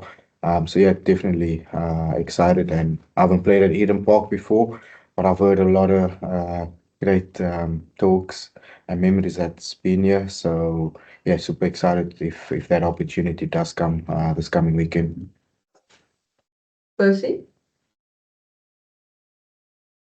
Goeiemôre meneer, good morning Zina, thank you so much. Marco, kan ek vir jou vra net 'n vraag in Afrikaans? Jou kollega het pas genoem dat jy speel teen nommer 1 span in die wêreld. Is dit net nog 'n rugbywedstryd of is dit regtig waar 'n groot wedstryd vir julle? Of hanteer julle dit net asof dit net nog 'n toets rugby is, 'n toetswedstryd is? Ek dink vir ons enige toets is 'n groot wedstryd. En ons beplan elke toets is verskillend, se voorbereiding is verskillend want elke span teen wie ons speel is nie dieselfde nie. Maar ja, dit is 'n groot okasie en ek dink ons berei tot die beste wat ons kan voor vir dit. Maar ek dink ja, soos enige toets, enige game wat jy speel in 'n Springbok try is 'n groot toets. Maar ja, hierdie is spesiaal en is op 'n spesiale plek ook. Peter? Dankie Zee. Hi Chizzy, hi Marco. Marco, net vir jou asseblief, wat was die chats met ouens soos Eben en Sia wat die laaste keer daar was in 2013 as ek reg is, wat is die chats met hulle net rondom daar speel en wat julle as manne wat die eerste keer daar speel kan verwag? Nee, dit is verseker vir hulle 'n groot stadium om te speel en enige raad, enige vorige experience wat hulle gehad het en wat hulle kan oordra aan ons, waardeer ons en ons vat dit en ons gebruik dit tot ons beste van ons vermoë. So ja, ons kan definitief baie ervaring wat hulle het om daar te speel, definitief tot ons voordeel gebruik en ja, probeer soveel leer van mekaar as ons kan. Morgan? Thanks, Z. Morning, Cheslin. I hope you guys are well. How's it, Marco?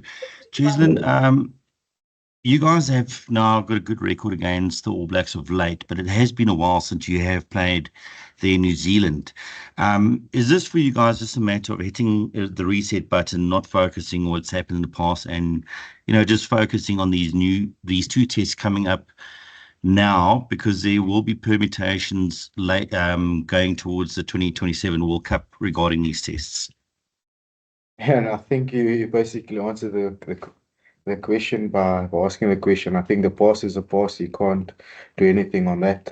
You just need to stay in what's currently happening. And for us, as I said earlier, it's quite simple. Whoever gets the opportunity to wear that green and gold jersey needs to make sure that they grab the opportunity and just go out there and express themselves as well. Enjoy the occasion. But yeah, what happened in the past it's in the past. There's a lot that can change within a season, and we've learned a lot up until now. And that's just how we see this game, is to keep improving and developing personally and as a group. And yeah, just stay focused on every task that's at hand. Thanks, guys. Groot weke soos hierdie vir jou ekstra waardering. Ek weet ons het gesels nadat jy uit Engeland teruggekeer het en na tyd so 'n bietjie twyfel oor jou loopbaan was, jy gesê ou besef vinnig so iets daai voorreg van 'n ou kan weggevat word. Gee groot weke soos hierdie vir jou ekstra waardering daarop sig. Ja, ek dink enige week waar mens betrokke is met 'n Springbok game, of jy speel of nie, ek dink is 'n voorreg. Daar's baie wat enigiets sal gee om in daai posisie te wees. So en ja, dit gee mens baie waardering vir dit. Maar soos ek sê, ek dink enige week in 'n Springbok kamp, ek dink is 'n spesiale week en 'n spesiale tyd en wat 'n groot voorreg. So. Percy, do you have another question? Thank you so much, Zina. Cheslin Kobe, is 'n voorreg om jou te praat, meneer. Cheslin, kan ek jou vinnig vir jou vra? Jy het al baie bereik in jou lewe nou wat rugby aanbetref, meneer. Kan ek vir jou vra? Jy het ook nou so pas genoem in Engels, jy het nog nie in Auckland gespeel nie, meneer. Hoe groot van 'n voorreg is dit vir jou om in Auckland te speel, meneer? En soos ek vir jou kollega gevra het, is dit net nog 'n toets vir Cheslin Kobe teen die All Blacks, meneer? Percy, dankie. Ja, soos ek gesê het, as daai geleentheid kom en ek is genoem in die groep vir Saterdag, gaan dit 'n ongelooflike geleentheid wees en ervaring ook. Maar vir my, ek is simpel, ek fokus net wat voor my is en ek vat hom veral vir hierdie week dag vir dag en elke oefensessie wat ons het en net goeie confidence vat na die naweek toe. So ja, as ek in 'n groep is vir die naweek, sien ek regtig uit daarna. The next guys are coming in soon, so ask if you want to ask. Happy? Awesome. Dankie julle. Thank you, dankie. Baie dankie. Guys, we'll be bringing in the other two players now.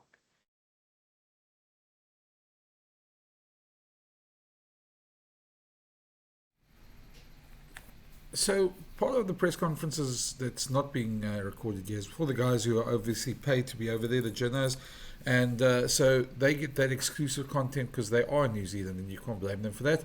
But because it's later in the week, I've got some of my friend Jamie Wall over there in New Zealand has sent over some of the unseen press conference. So this was Rossi and Ardie, the stuff that didn't come out on YouTube during the week. So this is exclusive and it's quite nice, and thanks Jamie for that. Rosie, you've been coming here, was it 30 odd years as a player and a coach now? Yeah. How much have you always enjoyed coming to New Zealand? Yeah, I think my first time was in 95 or 4 with the Vrystaat, the Cheetahs, and we played against the Highlanders. In Invercargill, I think, and that was that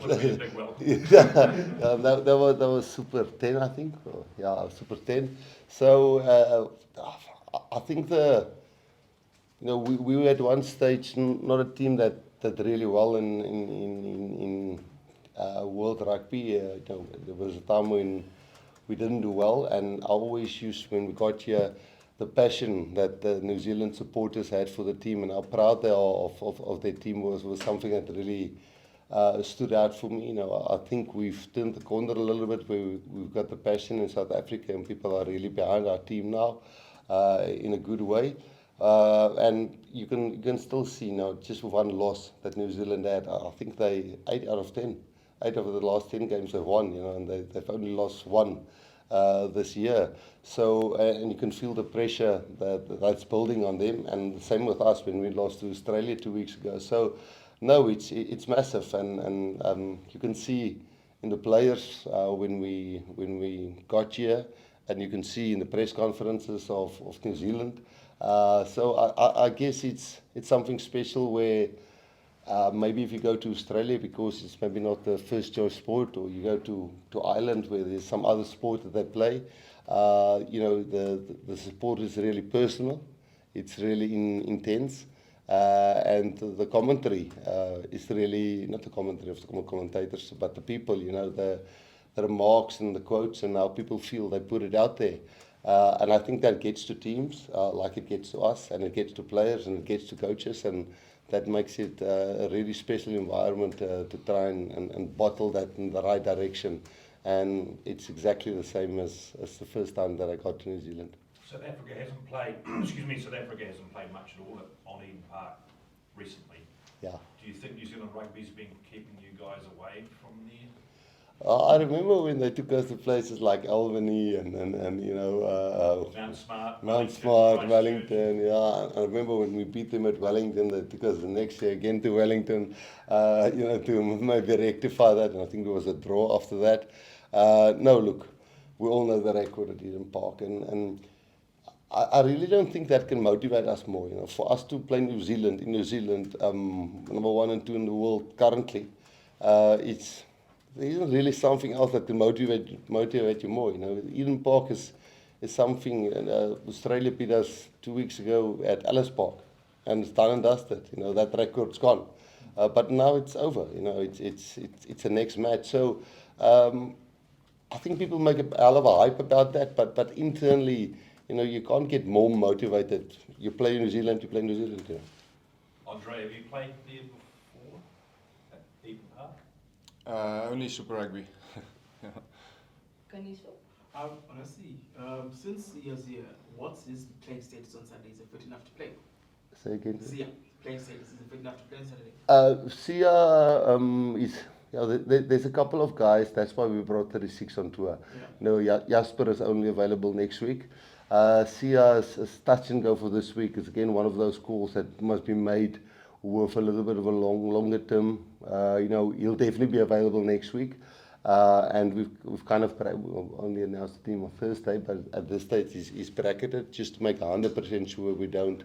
You know, he was initially, we thought it was going to be a 6-8 week injury, and then the scan came back much clearer. So we'll make that call a little bit later in the week. But to be 100% sure, I think next week he'll be probably 100%. Surely Sia would play on Eden Park in Ardie Savea's 100th test. No, you can't. You see, it's a long season, and we still hope Sia can play another year or two for us. And, you know, bringing him back one game too early, you know, might just bugger up 6-7 weeks and the rest of the year. So it is an emotional decision, and it's one that we haven't quite finalized. So, no, it's the heart said play him, but the mind says let's watch till Thursday. Here you talked a bit about Afrikaans, about Geordie Barrett and playing with him at Leinster. What was that relationship like, and do you keep in touch with him still? Yeah, it was actually nice to get to know Geordie a little bit off the field as well, you know, and yeah, just to see how he operates on the field a little bit more alongside him than being foes, you know, was also a great experience. And yeah, he's an incredible rugby player. And yeah, it's great to come over to New Zealand and now face him again. And yeah, we do still keep in touch. So we'll see after the weekend. Maybe, I don't know. According to the experts, the Boks didn't have the physical edge in those tests against the Wallabies. Is it something that the team want to set straight on Saturday against the All Blacks? Yeah, I think that's obviously always something that we pride ourselves on, and something that we always want to impose ourselves physically in the game. So yeah, if that's the case, if that's what people say, then I guess that's a matter of opinion. But we'll certainly look to still go out there and be as physical as we can. Rassie, you came here in 2018 and won in Wellington, the first Springboks win in New Zealand for 9 years. Since then, the Springboks have won 2 World Cups. What would you make of how the stature of the All Blacks has changed since 2018? I think from our point of view, and you know, there's always, as we say, a couple of realities. You know, there's what the All Blacks believe, there's the reality in their camp, and then there's what we believe the reality in our camp, and there's a reality out there which people believe in us. So for us, you know, they're the All Blacks, and they've lost 1 game this year, and they 8 out of 10 out of the last 10 games, and they're number 1 in the world. You know, so they've lost against Argentina in New Zealand before, and it feels almost like people are making this away loss even a worse thing than that happened in New Zealand. And we lost against Argentina last year, you know, and we are 8 out of our last 10 games. So we kind of know what they're going through, and that we've got some, I wouldn't say a soft spot for what they're going through, but we know how tough it is when it's almost your first choice sport. I know we've got football as well, that's pretty big, but we've got 60 million people who you know, I think there's like 15 million avid supporters in South Africa. So, you know, it's your main sport here, and the people are taking it very personal. But we have to stay in the reality that it's a New Zealand team that's only lost once this year, and 8 out of 10 times they won. You know, so no, we know they're right up there. I think in the professional era, Springboks have only won 4 tests in New Zealand. I think that would probably shock most people if you told them that. You know, is that, you know, is a sore point that, you know, the Springboks probably, you know, should have been able to win more than that over the past 30 years? No, that's why. I mean, we can throw around a lot of stats here now, which will make sense for a nice article here or a nice quote there. You know, yeah, yeah. I think I've 3 times. You know, once we draw, once we won. No, it's the only time that I've been involved that we won here in the history since I've come here. So for us, it's massive to try and come and win here. You know, so. Yeah, World Cups was great that we've won it, and Lions Series is great, but we haven't been very successful here over the years. You know, so for us, even not the Eden Park thing, just to win in New Zealand is a massive thing. Is it still the ultimate for you, Andre, to try to beat the All Blacks in New Zealand? Yes, of course. It's kind of the pinnacle as a Springbok player. You want to play New Zealand, and if you get the opportunity to play New Zealand in New Zealand, it's even more special. It doesn't matter where in New Zealand it is, but yeah, it's certainly a special occasion every time you get the opportunity. Russ, Andre. when you look at the balance of what you've been speaking about regarding building a squad, building depth, where does a test match like this fall under your radar? Is this one of those test matches where you throw out the minimal baby with the bathwater just to win, and it does not disrupt your bigger plans going forward? Look, when things goes according to momentum and you build, and like I thought we done that over the last 9 games, but then we got the Australian game and we messed that one up, the first one at Loftus, and then we had to bring it back a little bit and say, let's just get back on the horse again and win again. But now to win the rugby championship, we have to win this match. So, you know, and normally we don't experiment too much against New Zealand. We try and put the fittest, in-form, available team out there, and I think this will be the case. You know, I think the most in-form, fittest, available team, because it's a must-win for them and for us now. It's not like we have the luxury of saying we beat them twice. Like last year, we beat them twice, and we could experiment against Argentina. Have we lost last year against New Zealand or Australia, you know, we couldn't have experimented like we did with Argentina away. So, no, we'll pretty much be everybody that's fit and healthy will be on board. There's quite a lot of opprobrium in South Africa regarding how the Boks played in the first test and how they played in the second test. How are you, as a coach and a coaching staff, balancing the needs to play what is in front of you, but also vis-a-vis make Boks fans happy who week in, week out will be happy with one thing, not be happy with the next, and yet criticize what's working this week and then say, let's go back to what worked? No, but that's part of it, you know. That's a fan's job, or his fans' right, you know.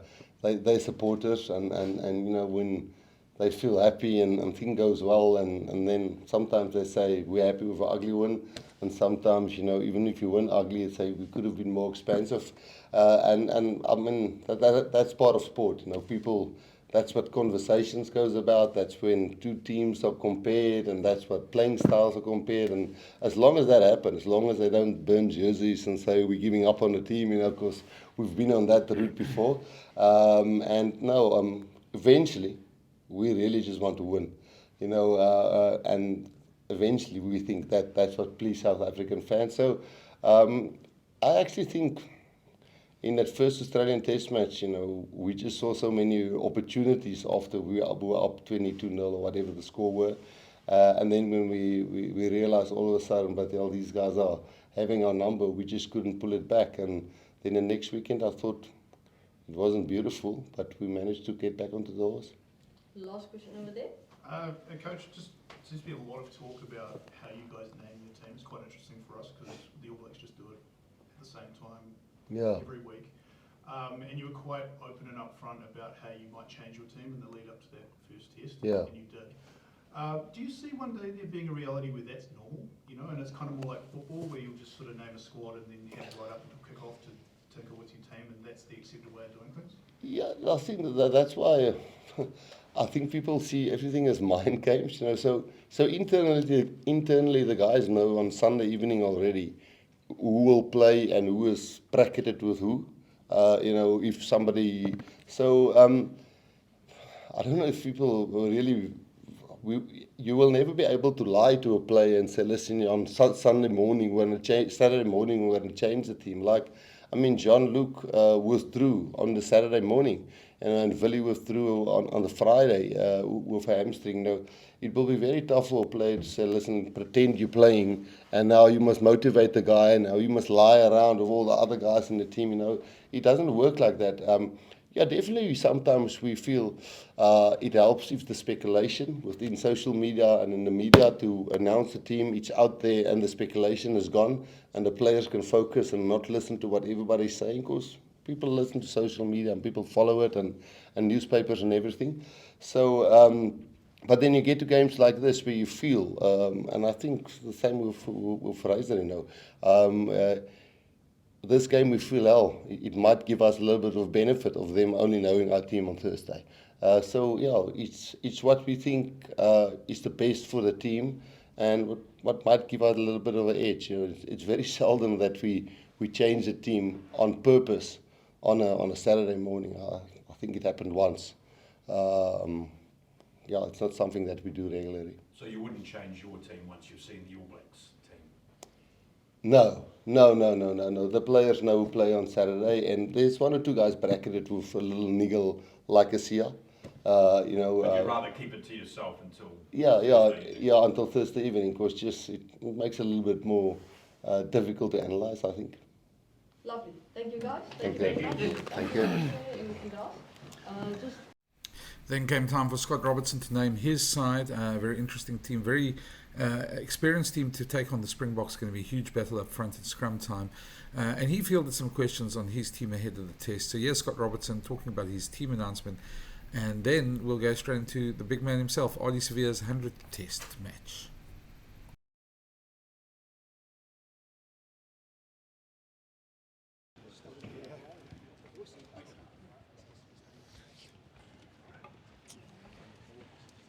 Keep it, everyone as far back as you can so that the scrum is nice and deep. Alright, cameras all ready?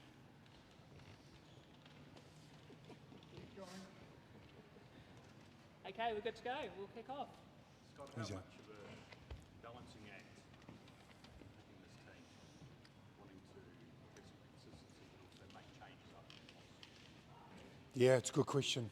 Exactly how we thought about it was a little bit of cohesion. Guys that have played together, obviously we had their month off after the French game, and then the combination of the 210 teams and back to players on their experience and combinations, and also for the skills that are required for this test match. Is it also a balancing act this week and maybe peering things back and not wanting to overload? Yeah, clear the heads, go and play some footy, and obviously it'll be an emotional game and there'll be a lot of physical contact, so stepping forward to that, and a part of that's having a clear mind, so yes, yeah.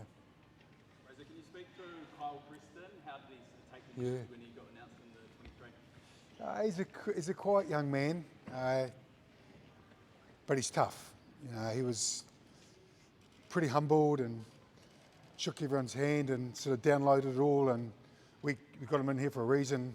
He probably didn't quite think it was going to come in this game, but look, he does his core roles really, really well, and he'll rise to occasion. Hindsight's obviously a lovely thing, but would you like to have potentially played him in Argentina, looking back just how this injury to Cortez has all played out? Well, that's why you just called it hindsight, because that's what it is. Like you could have two fit halfbacks that have played together and had a great combo for this match, and effectively it was an insurance policy, and the policy's valid. Scott, you've gone for Amoni and the rivalry ahead of Savea. What went into that decision, and what do you want to see from Amoni in a kind of a rare opportunity for him? His aerial skills, his edge defence, his backfield coverage, just those things that we know that are coming. That's coming. So, great opportunity for him, and gives us good balance in that back three. Just on Rico, last test match, he had 3 metres on 2 carries and 30 minutes. Not a lot of involvement. What do you want to see from him? And is he kind of playing for a spot as a starter? Rico's got his opportunity. He's at home. He's spent a lot of time on this field, and he's got a lot of skin in the record, and it's his opportunity on Saturday night to show it. More involvement? Do you want more involvement? We want the best out of him. What was Savu's reaction like to being dropped? Savu's, obviously those are private conversations, but he's disappointed like anyone. But he knows he's a good team man, understand what he can do for this team to prepare for the test match. So, yeah, the disappointment changed into preparation mode. Scott, how close was Cortez to being available? He was, well, he's tough, as you know. We made the call on Monday, so it was pretty clear. You know, it's a nasty little injury here. We've seen a lot of Ardie Savea in this team over the last sort of decade or so. What's something we don't know about him? We don't know about Ardie. Yeah, on this side of it. She's not prepared for this question. He's a man of few words.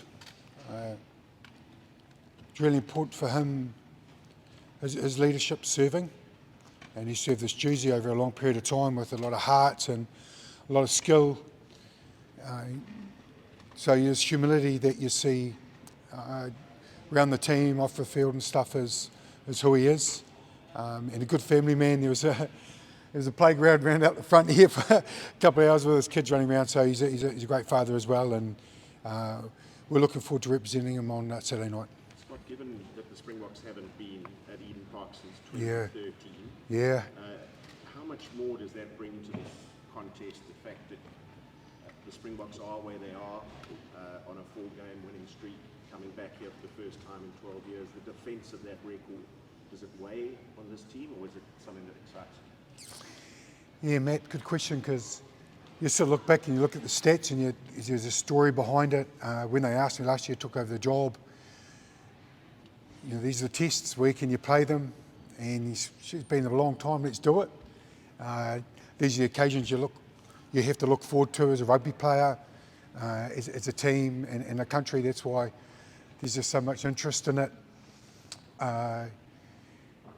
And probably the big thing is Saturday night that matters. Those records were made on those nights, on those days, so we're looking forward to the occasion. In the earlier answer, you referred to the skill set required to win this test match. Can you elaborate a little bit on what skill sets you were looking for, particularly in the back row and the back three? Mindset, always over skill set, and the skill set that drives it to trust your skills. You know, like obviously back three coverage is really critical. The aerial game, it's critical for us to win the air, and got the reps we needed this week, and the boys looking forward to that, and probably the collisions around the back row, the ability to keep winning them and be technically sound. You know, the skill set of those big bodies that are coming towards us. How do we get them to the ground? Do you expect to be hit as well? Yep. I think the Springbok flankers were even boxed yesterday training. They were boxed. Okay. Corger's just got a little boxy on him, is he? I'm not sure we covered that. Look, it's coming. Did you always envisage having Simon Parker play against the Springboks? We knew he was going to be 6 for us at some stage this year, and you know, with his fitness, the test last week, you know, it's allowed us to put Tupu back to lock. He played extremely well last year against South Africa in that position, and he was excited to put his head between two people, two props. Scott, on the emotion front, we asked you on Tuesday how you were feeling. How has that changed by doing a motion meter now a couple of days out? Look, we've been training this afternoon, so you know, you build through the week as a team and as a coach. Look, comes a bit more real closer to you get. All the planning comes into actually playing. So, as I mentioned, this afternoon's pretty important, and it sort of gets handed over to the players a lot more now. It's in their hands and what they need, and we're there to support them and you coach with your eyes. How can I add over the next couple of days? And that's your role. What do you want from the New Zealand public that are going to be at that ground? Because if Yeah. we were playing in South Africa, it would be a lot of green. It'd be very little black in that Yeah. ground, but there's going to be a lot of green in that ground as well. What do you want from the fans? Just be connected to the game. Just live it with us. It's going to be emotional. Give us support. Give us your voice. Because it's a test match, there's going to be swings in it, and you've got to fight your way out of those moments. That's just part of it.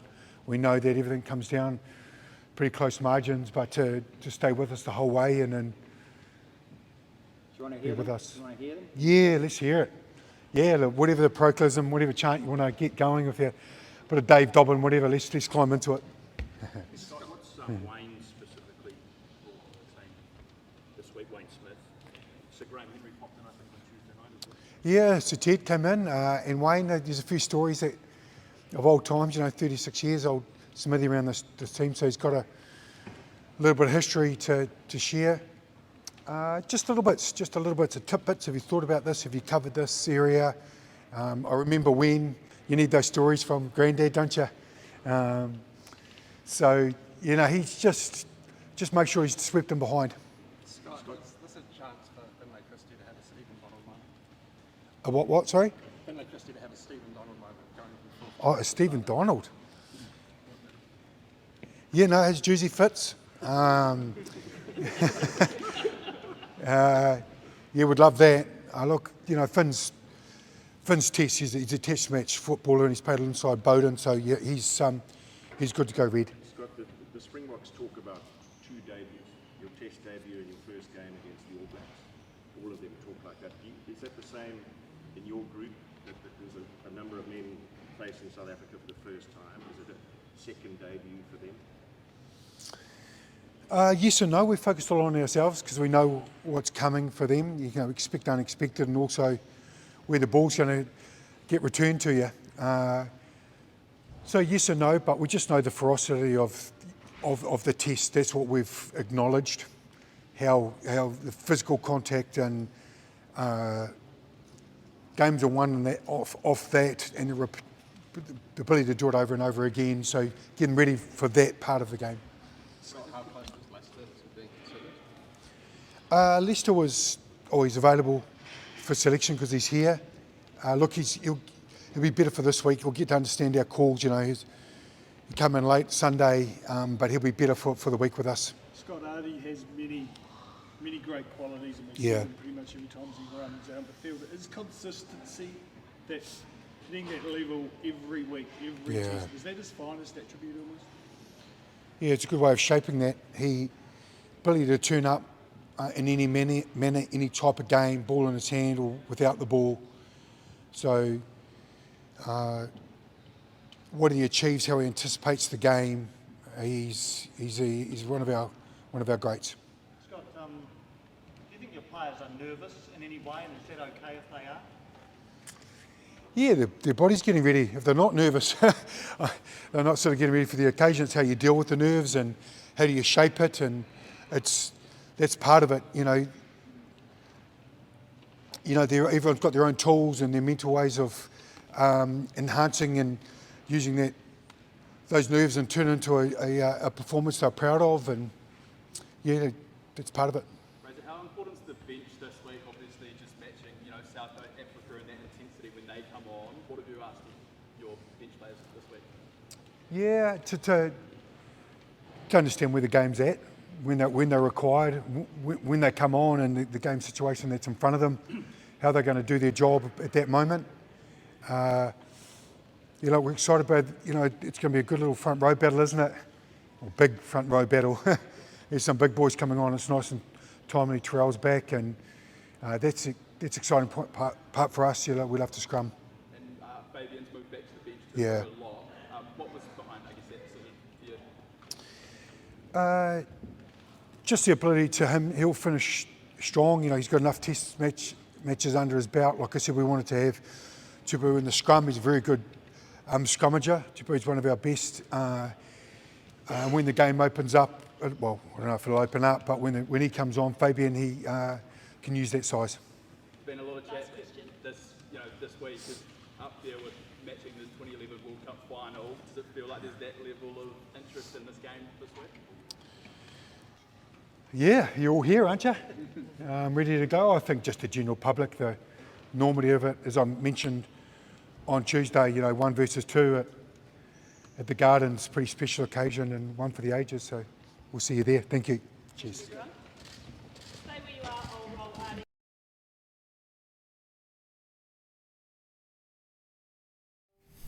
Next up, we had Ardie Savea, who's of course playing his 100th game. Great servant for All Black Rugby, a real great player as well. One of the greats, and I think the Boks rate him extremely highly. And he spoke about his 100th game. And then we'll do a recap that the All Blacks put out on YouTube just about Ardie's 100th game and just how big it is.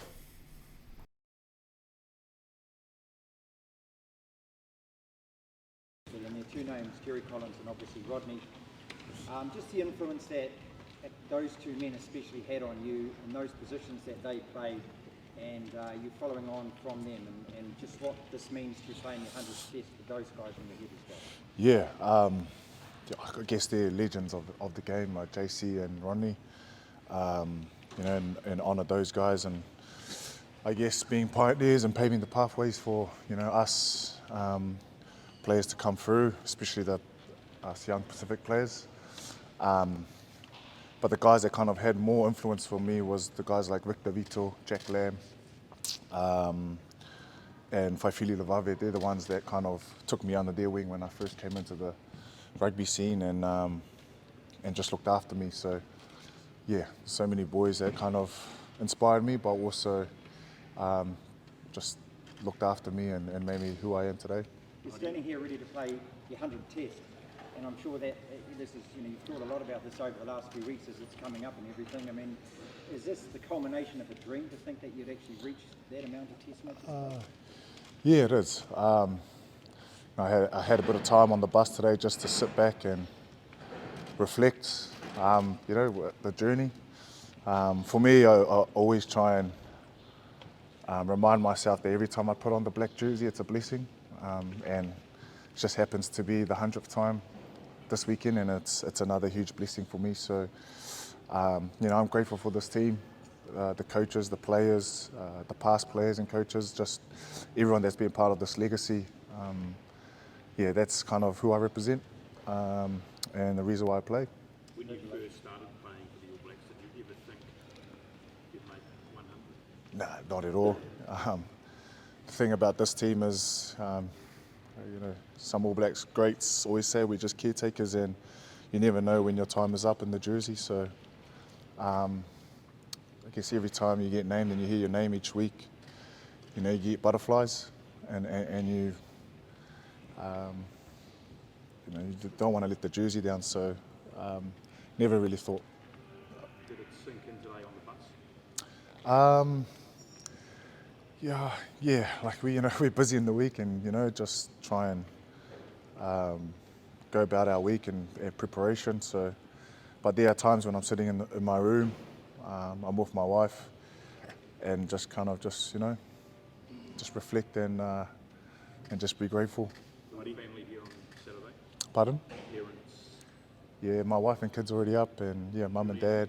Yeah, the bus will be up here, and the people that have been there since the start. So they'll be up here, and it'll be awesome just to be alongside them. Ardie, a phenomenal achievement regardless of who against and where, but how much more special that it's at Eden Park against South Africa? Yeah, you couldn't ask for anything more as a footy player, I guess.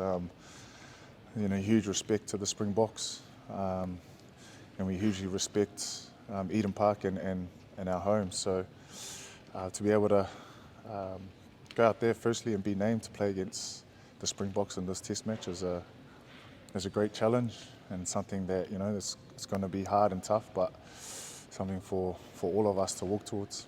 And it's very obvious on and off the field, the special bond that you have with Sia Kolisi. Can you talk a little bit about that? Yeah, first and foremost, we're just human beings. We're men in this room, we're females in this room, and we're husbands and fathers. she's the same as me and Sia. We're just brothers off the field, but again, you know, we represent two different countries that, you know, want to get the result. So, you know, and that's the special friendship. And I think it's like that with a lot of international teams and players. You know, we go out there and try and beat each other up and try and do what's best for our team. And then, you know, we just share conversation and just like normal human beings, we put that aside and just connect. Pardon? Is he? I'm not too sure. Yeah, not too sure. Ardie, we saw you this year with Moana reach within, find something special to motivate you to bring the best out of yourself. Yep. Is that something that you do as a matter of course with the All Blacks? They're reaching within, playing from the heart, you know, motivating yourself. Yeah. Or is that something you will reach for this week particularly? No, it's there every week. Whether it's Moana or with the All Blacks, my foundation's built on Christ, on the Lord. And that's kind of been my driver every week. So whether that was at Moana, that was it. And even when I'm here every day, I try and just be consistent in my faith and reading my word and trying to be a better human, because I find being better off the field helps me on the field. What's the best way you can mark the special occasion? What do you need to do to mark it in the way you want to do? Just prepare like I always prepare, and just embrace the week. Let it fill my cup instead of being a burden, and go out there and represent the jersey well. Talking to some of the Springboks during the week, they've used the word respect when describing you. What does that mean? I think for me, respecting someone is someone that's gone before and done things well, and they're about it. Your 100, Kyle Preston's first, what messages have what have you sent to him this week, and what conversations have you guys had? We shared a moment. Just it's an honour to play on each other's, I guess, debut and my 100th, and haven't really said much. You know, you kind of want to let the boys just prepare their own way, but no, it's a huge honour to share this special day and occasion with KP. Ardie, you went on the 2013 interview tour as an apprentice. What did that teach you about the All Blacks, 12 years ago now, but what did it teach you about? I just think, I actually remember going on that tour and Steve just said, just come in and embrace the environment and enjoy the environment and get a feel for it. And that's what it was just to see what that level looked like, and how, some real class players prepare. So, I'm really grateful I got an early glimpse of that. And, even better having Bus there too, so it's pretty special. Do you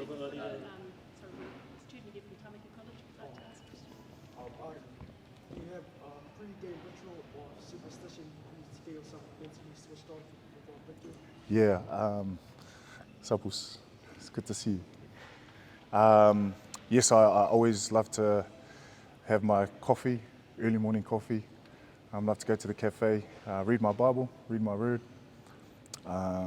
just to keep my nerves down, but also be reminded of why I'm playing the game. Just spoke about impact on you growing up. How much impact did your older brother have, chasing him, competing with him? Must have had a profound impact. I know you're obviously Yeah, huge impact. Having an older brother that kind of has done this, played for the All Blacks, he kind of paved the pathway for me, whether it was good with us or bad. I was able to learn and navigate my journey through his life. But yeah, I give all credit to him. Being a young fella, looking after myself and my family, I was able to propel myself forward and look after my own. So, I honour him today, right now, because I wouldn't be here if it wasn't for him.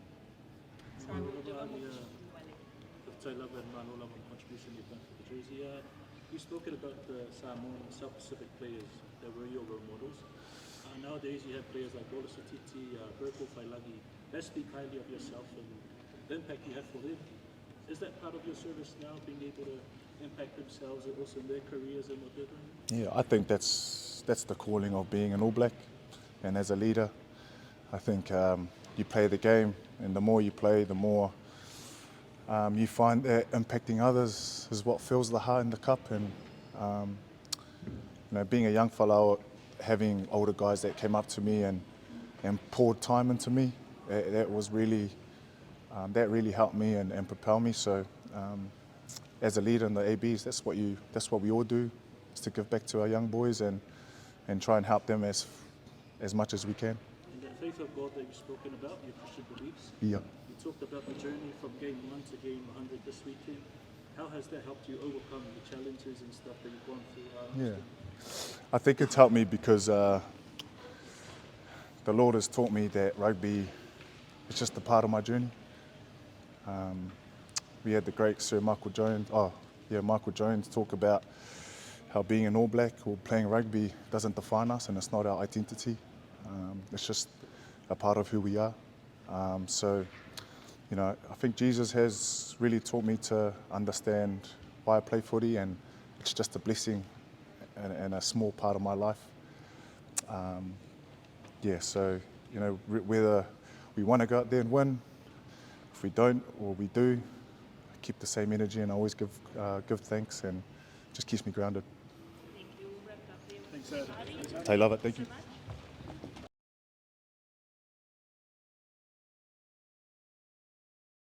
What gives you the most joy about being an All Black? I think I'm just addicted to the pressure. I'm addicted to running out, bro, and hearing the noise. Oh, brilliant! That's why we play the game, It's to feel the crowd, it's to hear the crowd, it's to play the game, it's to win. Looks like his Hurricanes teammate might be on for a very special debut. Not a good night for one Savea, could it be for the other? Ardie Savea is on, test debut for him, famous night. I run out every game, bro, and I just look and I'm just like, damn. Can't believe running onto a polo ground in Miramar to a packed Ellis Park. Gets it away, Perenara. But Ardie Savea, he'll be too quick. And that's a popular try. Oh, and that's some try. To be an All Black, man, shucks.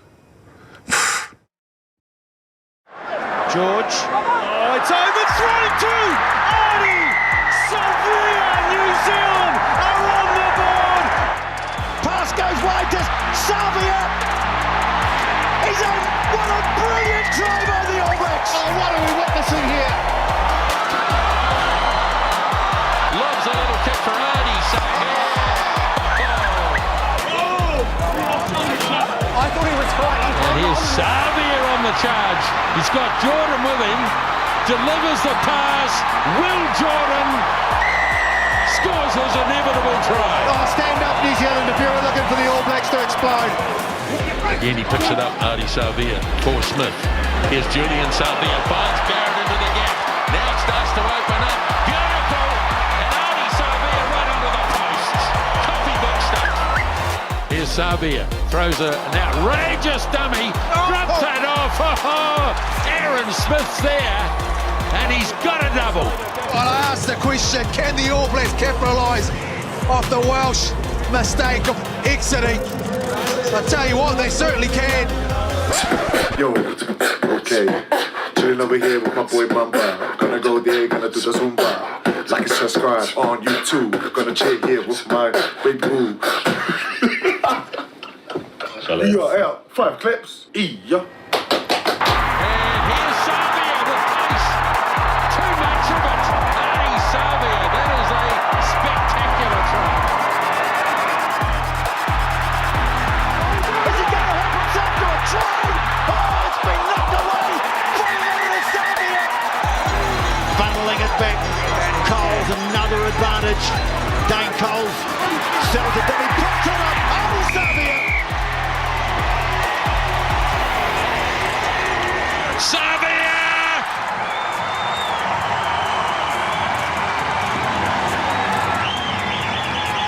Ardie Savea scores! Too much pressure. Perifetta. He's through Perifetta. And away goes Savea. All Blacks score again through Ardie Savea. Out the back, Wallace Teal, they rush up wide out, and it's a gift for Ritz, who gets away. Coimbete coming back. Now here comes Ardie for the All Blacks. Flat across for George Bauer. Now Savea. Ardie Savea in test number 50 scores a try. Ball partially charged and taken down nicely by Kane. Releases well for Savea. Sells a big dummy and offloads to Smith. Boy, oh boy, he did well. Ardie Savea, biggest dummy in the game. They go short again and they get a good drive going too. And they go to the line, they score. It's Ardie Savea, too big, too strong. I know for me, like, the deeper I know someone, or if I've got a really genuine connection with someone, like, I'll go on the field and break my bones for them. Like, and I feel like that's tied to how we do family in our culture. How I sum it up is we may have lost and won games, but I feel like we won massively off the field. Arigatou gozaimasu. Ardie, this must be a very special moment for you, leading the team out for your first test. Yeah, it's special, mate. It's taken a week to dwell in, but I know myself and the boys are just itching to get out there and play. My goal was to not be known for what I did on the rugby field, but how I made people feel. To be continued.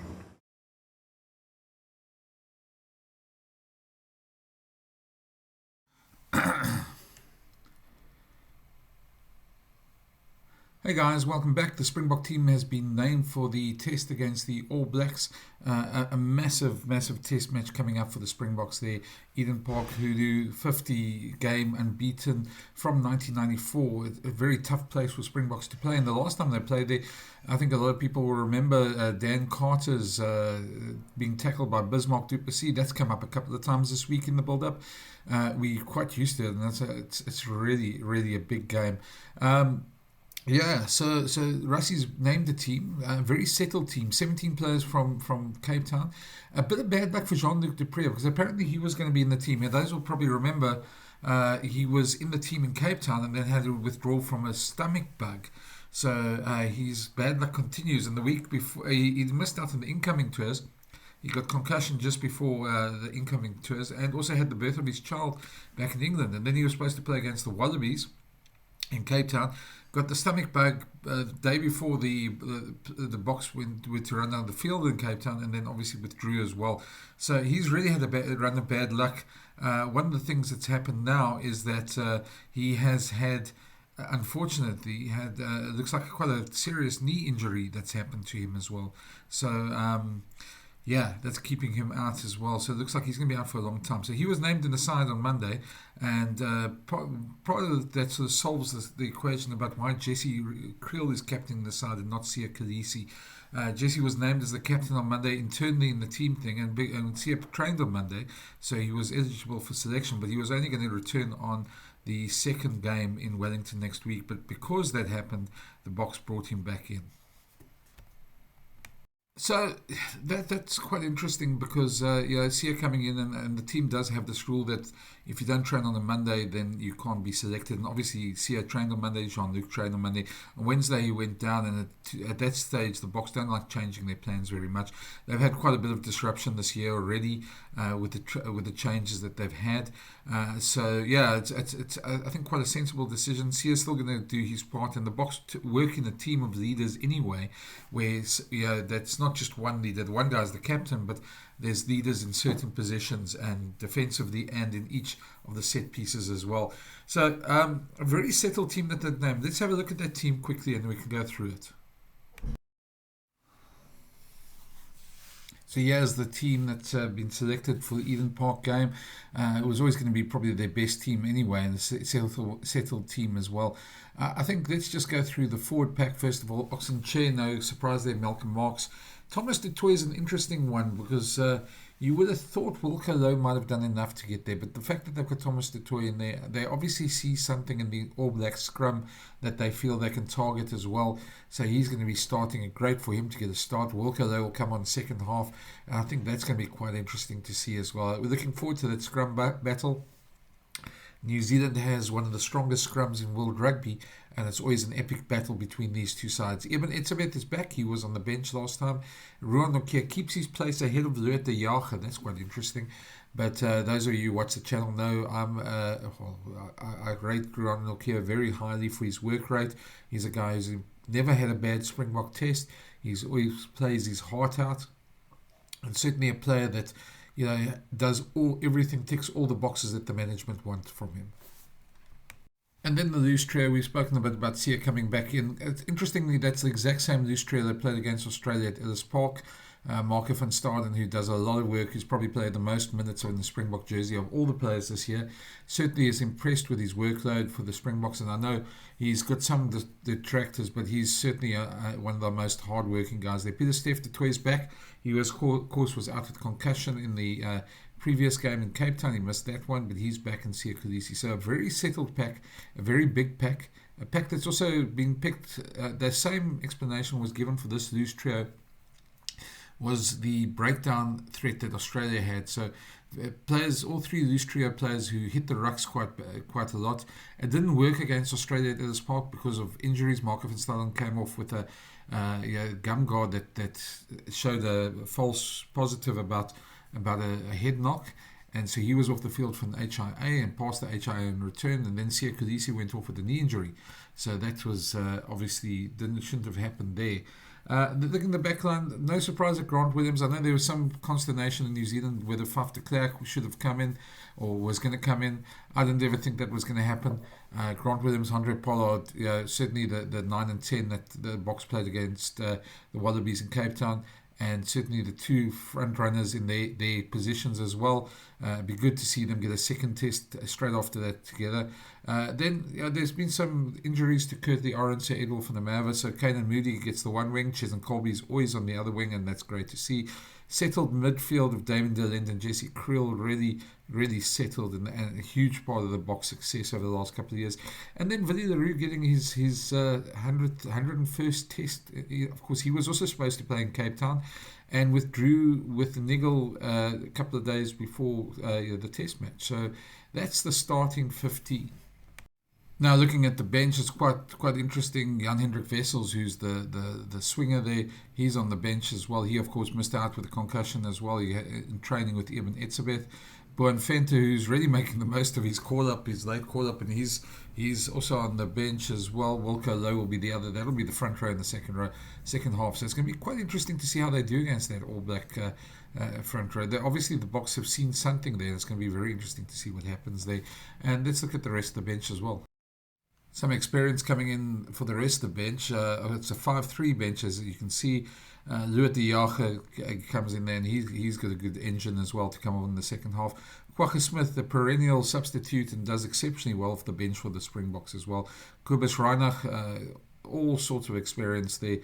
Also enjoying his sort of run with the BOK team as well. Sasha Fine-Mngomezulu, not surprised there at all. He's going to come on in that second half, I think.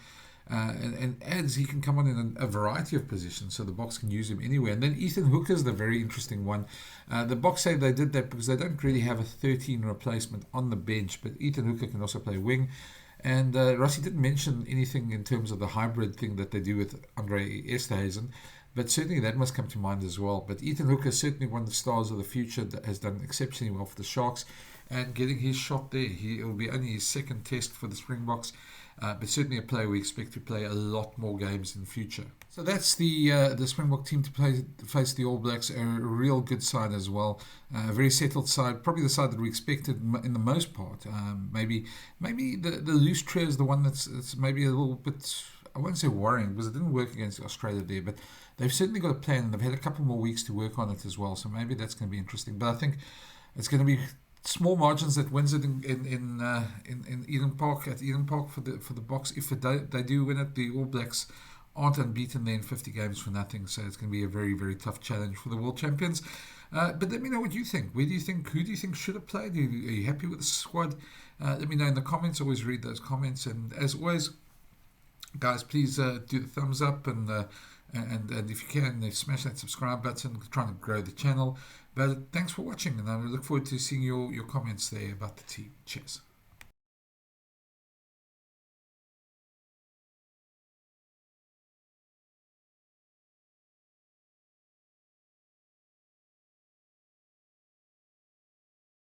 Right. Good evening, guys. Welcome to our team announcement. Good morning to those in South Africa. We've got head coach Ardie Erasmus and Ruan Urkia, Springbok lock.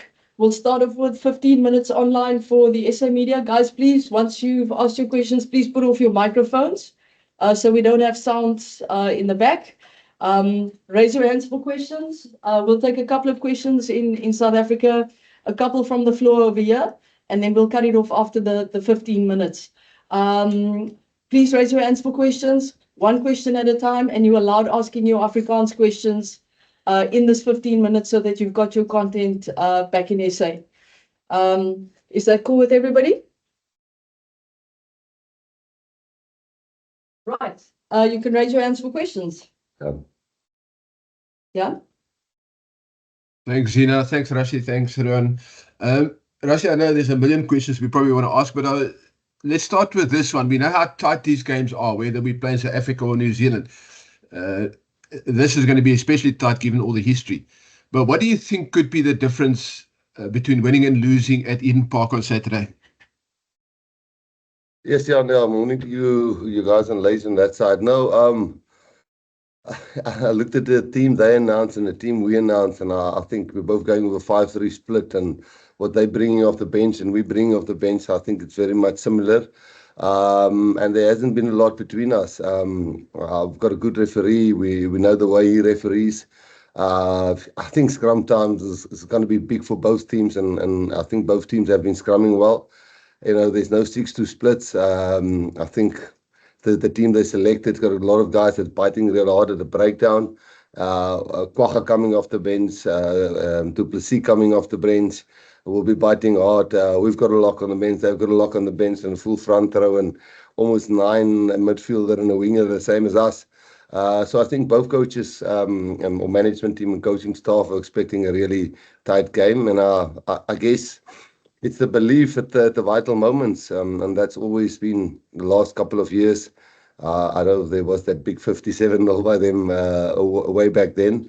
And then we had one big one at Twickenham. But yeah, I think it's belief and the right decisions and momentum shifting moments which any team handle the best. So I can't pinpoint it to one or two things. I think in all areas of the game is going to be a hell of a competitive. So sorry for not having a straight up answer.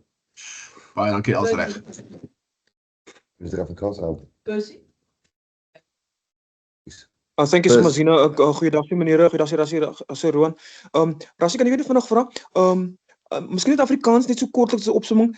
Die samestelling van hierdie span, wat was jou denkwyse agter die span gewees? Rasie, jy het ook vroeg in die week gesê jy gaan natuurlik wag tot wanneer jou ewe knee Scott Robinson sy span bekend maak om te besluit hoe julle span finaal sou lyk. Moes jy drastiese veranderings maak nadat jy gesien het hoe lyk die All Black span?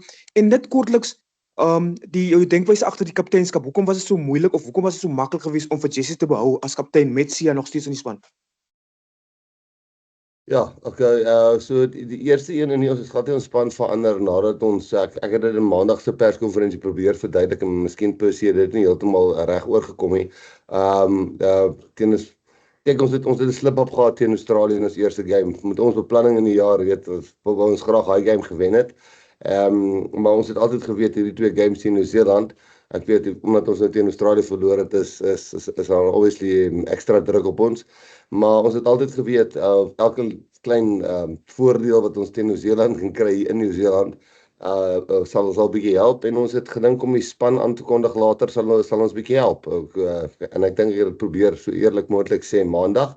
So JL sou gespeel het en if jy Pieter, wat is sy naam, Sia as ons ouens nie op maandag kan oefen nie, dan word nie gekies op Saterdag nie. Dit is nog altyd ons policy gewees. Maar toe Sia voluit geoefen maandag en JL het sy knie het gegaan Dinsdag het sy knie gegaan ongelukkig en ek dink hy's uit vir 'n taamlike periode so JL so gespeel het. En dan het ons het klaar die kaptein aangekondig maandag, so omdat ons eers Woensdag hier die spanverandering gemaak het met Sia, weet Sia het self gesê dit om weet alles hoe ons beplan het en hoe ons kommunikeer en wat ons geoefen het hoe om te kommunikeer met mekaar op die veld. Het JC leiding gevat en saam met Eben en Ox voor. So net omdat Sia nou op 'n laat oomblik ingekom het, omdat jy al beseer was, maak dit meer sin vir ons en ek bedoel dis van Sia se kant af self gekom en ek dink die hele span aanvaar dit so. Is daar iets wat ek nie geantwoord het die pers? Ek is gelukkig, dankie meneer Rasmus. Hallo Ziba, dankie. Hi Rassie, hi Roan, hoop dit gaan goed daar. Rassie, 'n baie gesettelde agterlyn. Is jy gelukkig met daai samestelling en dan net wat verwag jy 'n gebalanseerde wedstryd soos in die een teen Australië van daai agterlyn? Ja, ek dink laas keer mense sê ons baie keer iets in 'n perskonferensie en dan tyd dit jou so bietjie as jy nie bietjie daarop uitbrei nie. Jy weet hoe ek gesê het ek dink Australië speel die tipe game wat ons speel in 2019. Toe sê ek en ek dink dis die way vir ons om te gaan nie. Ek glad nie kritiek op Australië gelewer nie. Ek het nie gesê dis nie die way wat hulle moet gaan nie. Ons voel net met almal wat nou 6-2 splits doen en almal wat die soort van die bomsquad ding doen, moet ons verskillende maniere kan speel om in 'n goeie pool te kan kom en om in die volgende 2 jaar, is nou eers 2025, die World Cup is eers in 2027, so ons sal ons game redelik moet aanpas, maar ons het nooit gesê dat in wat is die regte woord, tough clutch games, baie belangrike wedstryde, moet ons nie tipiese ou toets rugby kan speel en spanne squeeze nie. So en ek dink as jy na hierdie span kyk, ek het dit by Matt Pierce gehoor nou net, is eintlik baie interessant. Die starting line-up wat in die backline wat in naweek speel, ek op die match squad vir my waar ek hierdie stat gee nie. Ek het dit nie geweet nie, die agterlyn wat die naweek begin is presies dieselfde een wat in Kaapstad begin het. En in die forward pack is dit omtrent 1 of 2 changes. So dis 'n jaar later. Ek dink Jaden was op skram af ingewees en ek dink Franna het nog steeds gespeel in Bongi. Dis 'n baie settled team. En baie keer moet ons net 'n game speel asof dit 'n moet wen is en ons regte toetsrugby moet speel, maar ons glo ook nie dat ek Australië gekritiseer het, ek glo ook ons moet manier kan speel baie keer as ons agter is in 'n game of ons moet regtig die game bietjie wyd vat. Moet ons daai ability aanleer en ons het die balans verloor teen Australië, so ons glo die span wat ons hier gekies het gaan bietjie beter wees. En daai opsie.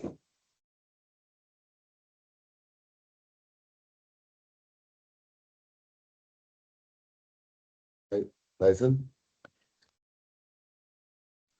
Thank you very much, Coach Rassie and Rowan. Coach, just talk us through the All Blacks named their side a couple of hour before your team.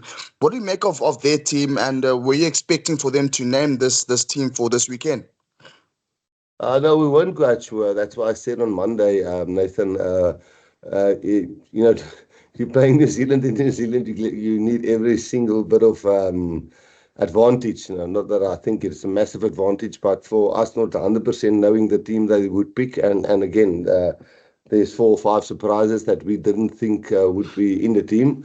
And I guess that's why we were front up and said, we will also only name our team on Thursday. Sometimes we feel naming a team on a Monday, it's out of the way and the speculation is out of the way. We're away from home, we don't see all the speculation and permutations people think that should be picked and so on. So Holland on the bench, we know that Lomax would have came into the mix. We were sure Walter would play. I wasn't sure about the sixth flanker that's playing, or obviously we know Savea would play. There was always doubt about the nines, but I think, The starting 9 played against us in the World Cup final. I wasn't sure whether they're going to swap outside centre and wings and where Will Jordan would play. So, no, we were. That's why I said on Monday, we were guessing a bit. And we just thought, let's even the playing field, that both teams only really know the teams on Thursday. And that's the truth. Guys, we'll take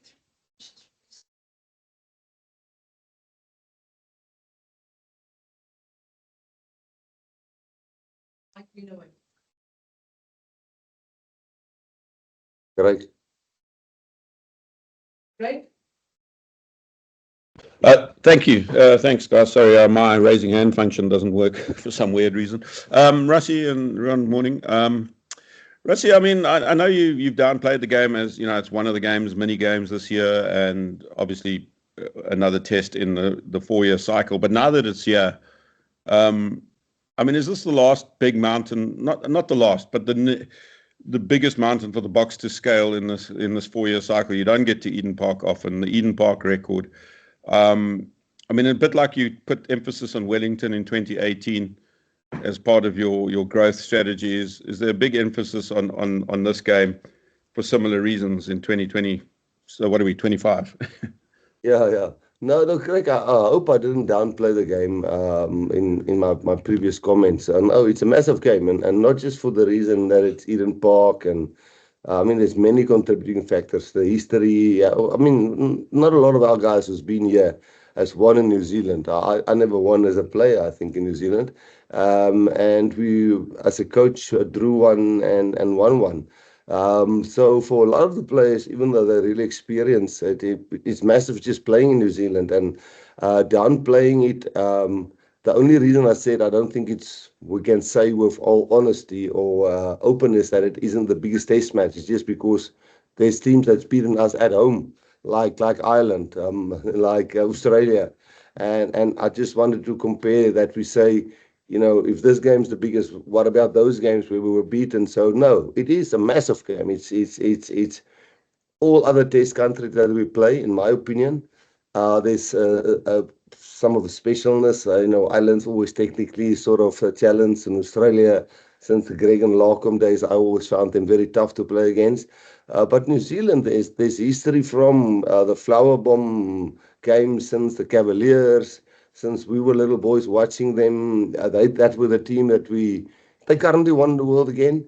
And when we want to get us back onto the map, where people believed in us, everybody, you know, opposition, referees, our own supporters, our own players, it was New Zealand. So no, I'm not trying to underplay it. I just try to say that to say it's the biggest game, it's a bit of a slap of a face to the team that's beaten us already. But no, it's massive. No, it's exciting. It's nerve-wracking. It's an honor. It's Ardie's 100th Test match. It's a big build-up. Rugby championships are all squares. No, it's massive. We are desperately wanting to win this game. Thanks.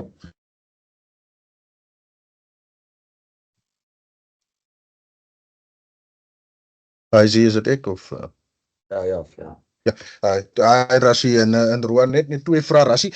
Net jou besluit oor Ethan Hoeke, wat het hy vir julle gewys in terme van om hy go van die bank af te gee met meer ervare opsies soos Fasie en Damian Willems sit daar, en dan net vir Roan ook hoe voel dit vir jou meneer om in so 'n historiese groot wedstryd Saterdag te kan begin langs Eben? Okay. So the first thing is with the Afrikaans praat. Yeah, the Afrikaans of Engels, Rassie, maak nie saak nie. Okay, I'll do it in English so the people here can also understand. Now, the first thing is, I think I'm not saying that's the right way. The way we are you know, sort of approaching building squad depth is, you know, a guy like Fassi had a few starts now. You know, Damian Willems, he knows what he must work on as a 28-year-old who's won 2 World Cups or been part of 2 World Cups. We know we've got him as a banker there. We know when we're going to unleash him or give him a chance. We just think with Willie helping Kainan. I know Kainan knows himself. He didn't have a great game last week, and that's why we're backing him again. And having a calmer hand like a Willie there at the back helps a lot. You know, again, a guy like Sasha covers 10, 12, and 15 for you. Ethan, we don't have a specialist centre on the bench.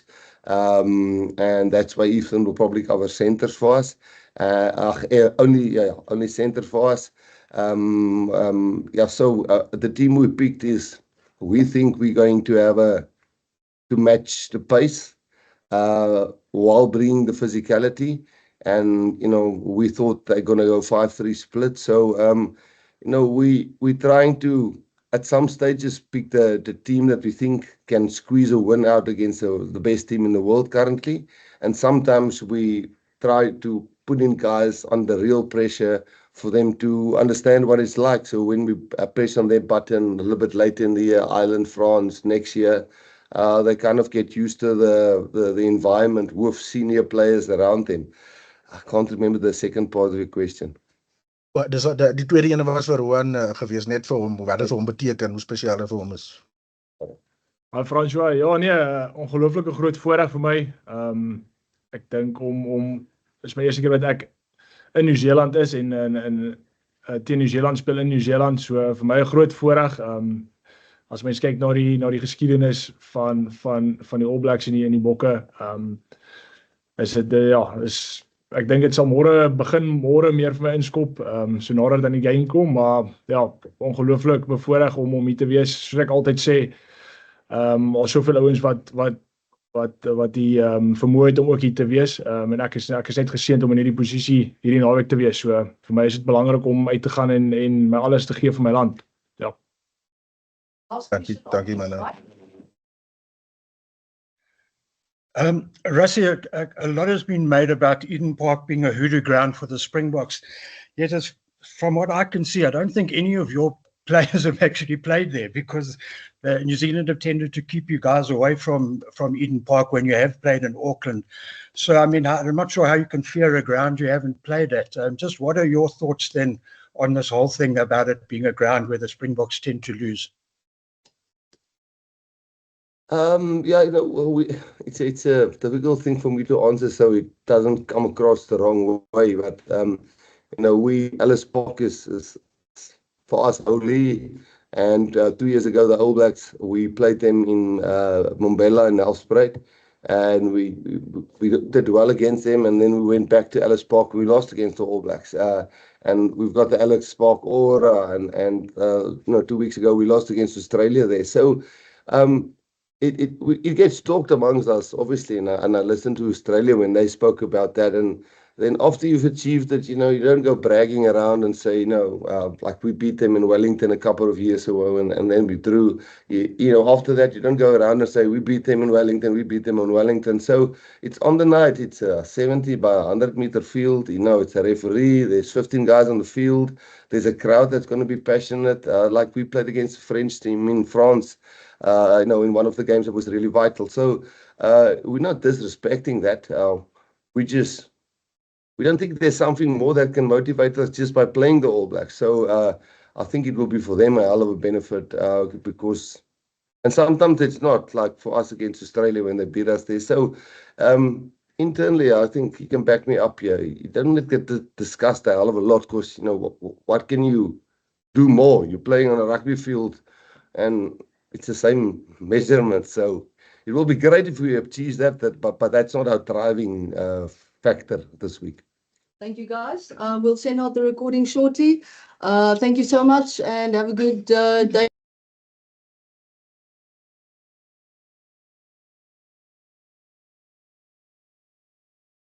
The All Blacks have named their match day 23 for Saturday's all-important clash against the reigning world champions, the Springboks, at the fortress that is Eden Park in Auckland. Eden Park has not been breached since 1994 when the New Zealanders lost to a very motivated French side. On Saturday, for what will be Ardie Savea's 100th test, the Springboks will be looking to create a bit of history of their own. But to talk to us about this fixture and all things rugby, we have roped in former Springbok loosehead prop, Stephen Kitchov. Stephen, very good morning. Thanks for joining us. Welcome. Yeah, thank you very much. Thanks for having me. It's an absolute pleasure, man. Now, Eden Park has been an impenetrable fortress for the All Blacks since 1994. So, from your own playing days, Stephen, what makes playing at that ground so uniquely challenging, both physically and psychologically, for the visiting teams? I remember back in Super Rugby days, we used to have a real struggle against the Blues because I think they just seen Eden Park as a fortress and somehow just played out of body experience. And the New Zealanders, I think, just have so much pride when it comes to Eden Park and playing in front of their Auckland fans. So yeah, it's a tough stadium to play at. I think the Boks haven't had success there for many years, but yeah, I'm looking forward to this weekend's game. I think it's still going to be a lot of tension in the air. Not one of the two teams are performing at 100% at the moment, but still there's going to be a lot of energy, and I'm sure both teams will be well prepared in the last couple of weeks, and I'm sure they'll put up a good performance. Yeah, sure thing. Energy and tension will definitely be palpable at this particular match. And the All Blacks have shown their cards. I mean, we've waited until the last minute to name our teams for this important clash. So what sort of tactics are you expecting for this one in particular? Are we going to be forwards heavy, or are we look for mobility and utility value in loading the team with players who can play for more than one position? Yeah, I think with this all-new hybrid approach that Rassie has, with playing guys like Kwacha, sometimes playing him in the back line, or having Andre Esterhuizen that doubles up as a loose forward. I think it's just trying to get that team synergy from the Springboks. So I think opportunity for Andre to pack down at flanker earlier this season was a massive change up. But I think it will be a dominance performance. Like, they would want to be great at set piece, want to put pressure when it comes to mauling. I think the forwards interplay has to be a big one. But I mean, it's always tough. I think the All Blacks has a great pack of forwards, especially under Scott. I think their forward players stepped up. They're a bit more hands-on with the ball. They create good links between them and the backs. But you never know. And I think with Rassie and his tactics and things always changing, I honestly would think a aerial kicking pressure game and defense-orientated pressure with a good counter-strike plan, where if New Zealand tends to kick the ball back. Yeah. And for all it's worth, both teams are relatively low on confidence after less than satisfactory results in their first two games. Yeah. But the previous forms go out the window when these two rugby giants meet. Talk to us about preparation for such a match. I mean, like a match of this stature, and the current crop of Springboks have an ability of winning the big ones, eh? Yeah, 100%. I think when these two teams meet, there's a different level of energy and preparation that goes into a week or 2 weeks build-up. So for me, my last time I played against them was in the World Cup final, and the previous time was that test match at Twickenham. So if I have to think back at the Twickenham test match, it was all about excitement, almost reliving your childhood in the way you wanted to play, create a bit of excitement, at least try something, be a bit more experimental. And that was our mindset against Twickenham, and we had a record score against them. And then in the final of the World Cup, there was just the pressure of playing in the final, and we were asked to go out and express ourselves. We had a similar mindset to really enjoy the game and not really think too much on the effects it might have if we lose or if we win, but just go out and express ourselves. And playing against one of the best teams in the world, you don't often get that opportunity. So hopefully they have the same mindset and talking points this week, and the Oaks can just go out and express themselves and play in a stadium where they possibly could make history and break a record and take something away from New Zealand. So yeah, I'm holding thumbs, and I'm sure Rassie and Sia and the leadership group have come up with, or not Sia, but like the leadership group for this weekend has come up with something special, and I'm sure they will take it to New Zealand for full 85 minutes. And do you think the Springboks bomb squad concept can sort of unsettle the All Blacks in an environment where momentum swings quickly? Yeah, I mean, rugby is not won with 15 players, in my opinion.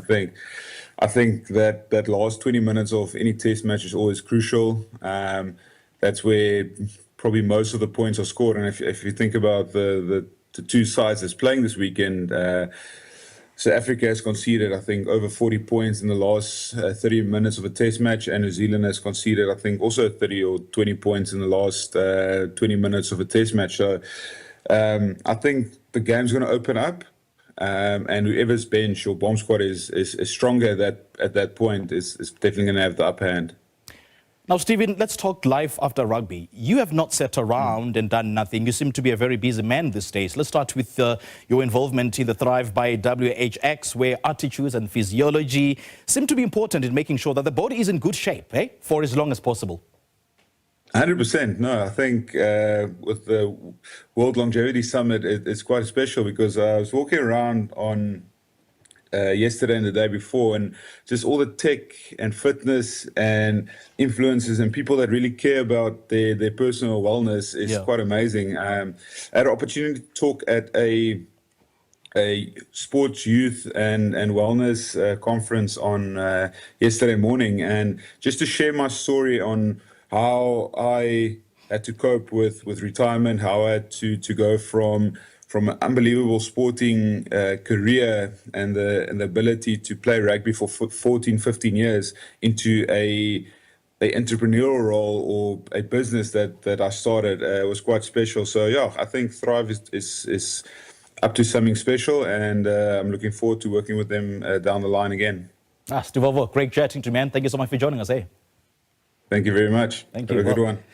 Well, that was Stephen Kishoff. He's a Springbok, former Springbok loosehead prop, talking to us about that all-important clash between the Springboks and New Zealand this coming Saturday. Springbok coach Ardie Savea has named his match 23 for the massive Castle Lager Rugby Championship clash against the All Blacks at Eden Park here in Auckland on Saturday. Not many changes to the team that defeated Australia in Cape Town in round 2 of the tournament. But interesting to note that Jesse Kriel is named as captain, although Siya Kolisi will be packing down at number 8. And just an explanation around that, Jean-Luc Dupré was originally selected to play at number 8 in this test match, but he injured a knee during training. And the Springboks were hoping to give Kolisi some extra time to recover from his injury, but he's been past fit to start at number 8. Shim, your comments on the pack? A strong pack, a pack that can scrum. Look, it will be different against New Zealand. New Zealand have also got a strong pack. I think mobility is important. So Ruan Nokia brings work rate. Malcolm Marks, obviously, the work rate, the breakdown work. Siya and Van Staden for me are good to protect our own ball and attack, and also Van Staden in terms of stealing. And Peter Steff, we know the engine he's got on the work rate, and Eben to drive the toughness. So a strong Springbok pack, but also a bench that's also strong in scrumming wise, with a guy like Wilkelo coming off. Jan Hendrik Wessels can also help in terms of scrum, and Boone Venter, what an opportunity for him. So the pack is solid, the pack is strong, and they're the last good questions of New Zealand. Just one change in the back line to that team that played in Cape Town. It's at fullback. The experience of Willie Leroux coming in, a 101st test cap for him. The significance of that selection? It's massive. I think Willie, with his communication, especially behind Jesse, behind Pollard, the kicking game, the maturity, the ability to know when to play the game, the right side of the field, the ability to assist and make guys look around him look good. So, it's a good selection. You could have selected any 3 fullbacks, but I think Willie, just the experience probably got him probably ahead. His kicking game, the ability to spot space, and probably that's where they see a weakness in New Zealand. It's going to be a massive game. Look, as much as the Kiwis say we're going to kick up and unders or towards us, they're going to do the same exactly against us. So that's going to be an important aspect. But Willie's got the ability to spot space. That's what I like. If there are scraps around, the ability to make that pass and get the wings into space. You mentioned the scrumming power coming off the bench for both sides, but a 5-3 split from the Springboks, does that surprise you? Yeah, I thought we'd go with the 6-2, to be honest with you. I thought probably, an Archies Neyman and Alert Yaka or Ruan Nokia coming off the bench.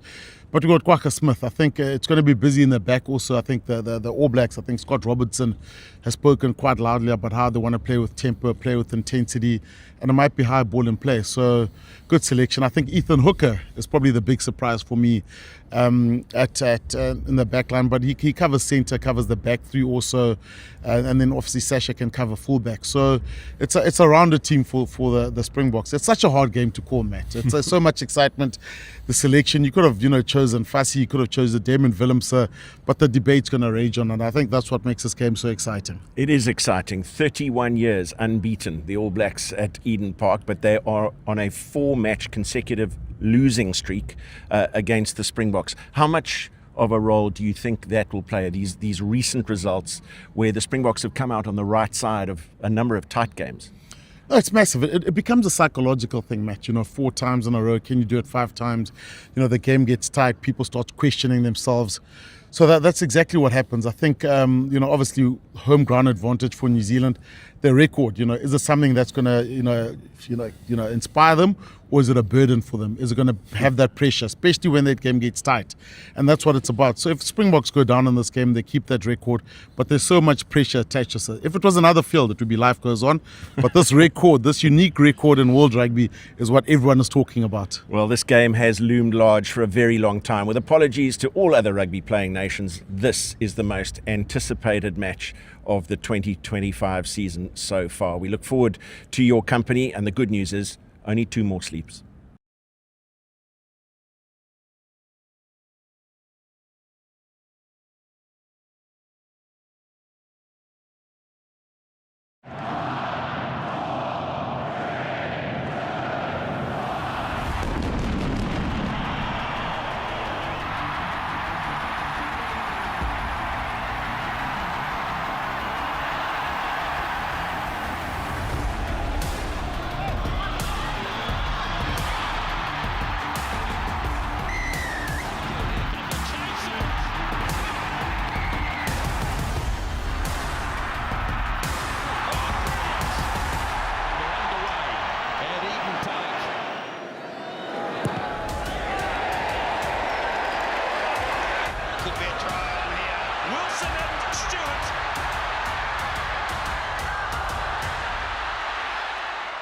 Blown them away on the scoreboard, and it was a 10-try blitz for New Zealand. Basham away to Mertens with the drop kick.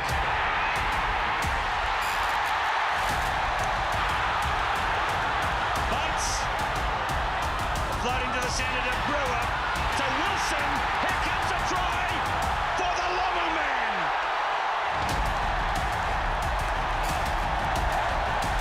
And the Bledisloe Cup is going to come home to Auckland. That surely is the try that shields the game from New Zealand. Big game up the middle. Spencer. Cullen. Christian Cullen. It's all over. Christian Cullen. The All Blacks. Spencer. What beautiful hands. Easy. Tola. Marker. What a marvellous pickup and try. The 109th clash between 2 great rugby nations, Australia and New Zealand, and this is what it's all about. The Bledisloe Cup, currently held, of course, by Australia. If he gets a 9th penalty, it equals the record held by Hiroshi of Japan. There he goes. And he's done it. And the All Blacks have taken the honours at Eden Park by 34 points to 15. Craig down. Now, only a sprint side of it. And Justin Marshall scores his 18th test try. Eden Park in Auckland, a ground that the Springboks haven't been successful since in a test match since 1937. There it is now for Kelleher. Alatini stretching, he's there, Peter Alatini. All Black forwards have run well tonight. Holler's shining immediately, and Howland has to reach back, and McDonald, and Leon McDonald picks up his 2nd try tonight. This will be the 118th battle between the 2 nations, and at stake tonight here at Eden Park, the cherished Bledisloe Cup. And the All Blacks set it again, now Marshall, away for Spencer, long one out to Mialamu. Howard wants to join it, Mialamu, awaited like Howard, that's a brilliant try. Game is over, the Bledisloe Cup is back in New Zealand. Now Spencer, the kick across for Rocker, Funko, to the touchline. Gear still leading the race. Gear again, and Rico Gear gets the try. But he is going to take it quickly, puts the kick in, and it's got to be a try. Don't have it. The All Blacks have won it by 10, and they've won the Tri-Nations. McAllister has a go. McAllister's in. And here comes Richie McCaw out preserving a 20-year record here at Eden Park. And this time Larkimore nailed. Here's a chance, McAllister. He's got some speedsters, but he may not need them. And Luke McAllister gets it. The Blenheim's White Cup. So Wepu feeds it off to Carter. He gets hit hard again. Boko drops it off to Toiava and Majors it. Oh, he's gone down big time. Here goes Soialo to Lennox. Stay out! Push back! Push back! All Blacks desperately looking to get it back. They do. A crack at the line. Carter puts the little kick in. Here come the chasers.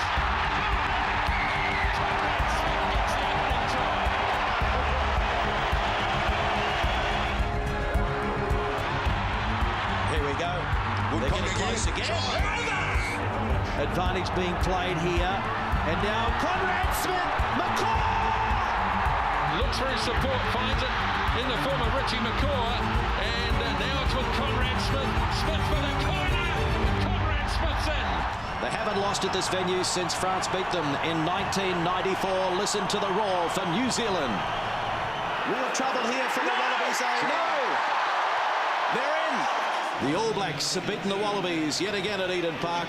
Every 4 years, the very best 20 rugby teams in the world gather for the sports showpiece, the Rugby World Cup. In 2011, it's New Zealand for the 7th edition of the Cup. Got an offload, but it wasn't taken by the first player. Here's Nonu running straight and running hard, fires it back. Here's an opportunity for Slade.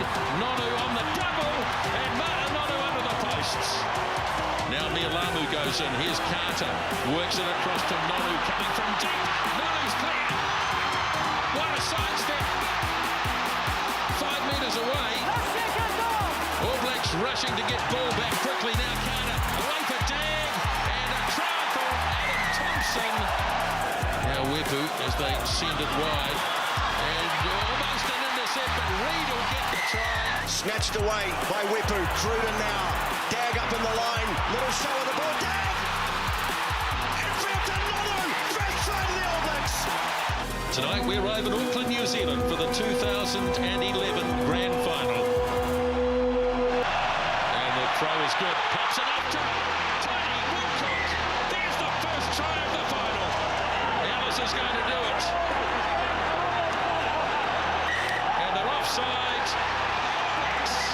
And the world champions for the second time. And now here's a chance. Carter. Dag. Savea's lining up. Dag might have to do it himself. No, Savea. He gets a hat-trick and is the first All Black to score 3 against Ireland. Now Smith. Try scored by Israel Dag. Gets it up to Ben Smith. Play break by Ben Smith. Links it up and Aaron Smith. It's been tipped away. That'll be a penalty. Up goes Conrad Smith. Pops it up. Brody Retallick gets his first test try. And on to Eden Park for a huge welcome. Slings it wide. Quick hands. Try scored. Going to have a crack at the line here. McCaw holding it up at the back. McCaw surging. Heaves it out in the midfield. Just need to keep shifting it. Nonu. Nonu's in. Until tonight, the great Brian O'Driscoll held the record for the most test matches played by a single player. That record is now owned by Richie McCaw. Tonight to play in front of your home crowd here at Eden Park, it's an absolutely wonderful place to play, and I just feel so proud to have have been able to do it and keep on doing it, because I absolutely love it. And yeah, as I say, just very thankful to have those opportunities.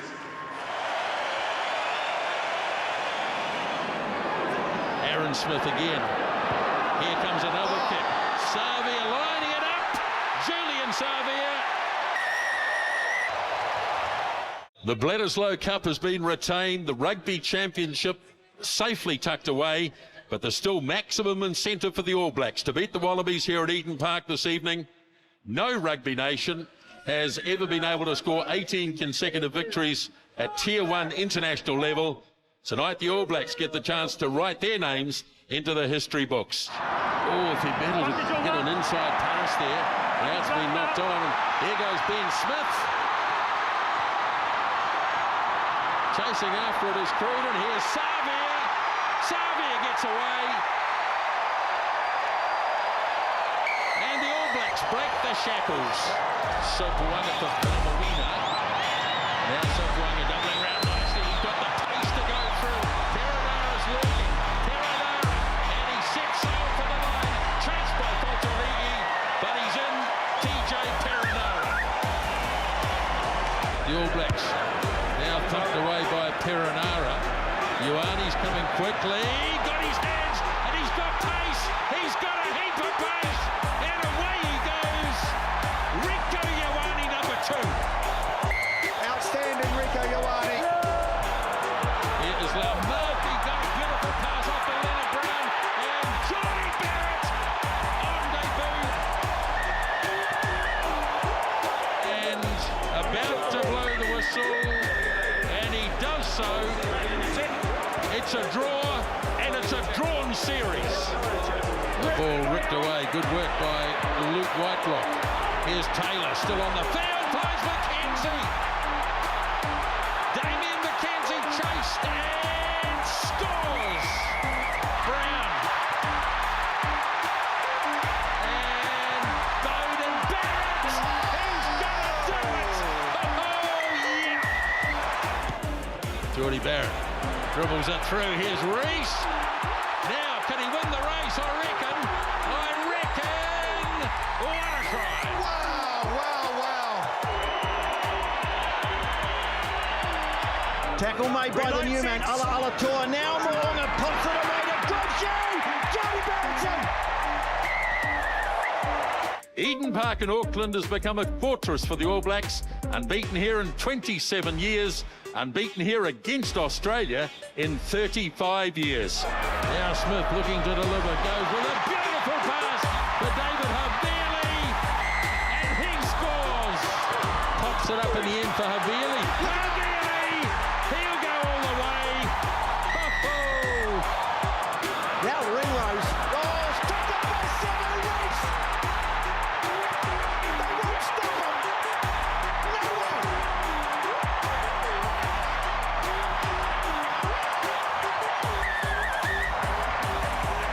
This looks really good. Taylor goes to the line. McKenzie now quickly on. Here's Barrett in space. Bowden Barrett gets it away to Leo. He's in. And the All Blacks are back in front. Outstanding. Outstanding, the All Blacks. Well, it has been one monumental test match. You have to tap it. But it's going to have a familiar ending. Eden Park. It's happened again. The All Blacks now 49 without a loss. Well, he was able to advance. That's good knowledge of the laws there from Tupolva. He's made the intercept, and here come the All Blacks. Savea, he can set it up for Clark, and Caleb Clark is in. Now Geordie Barrett goes looking for space down the middle, snatched away nicely by Ratama. Said that's enough, puts it under touch. 50 without defeat for the All Blacks.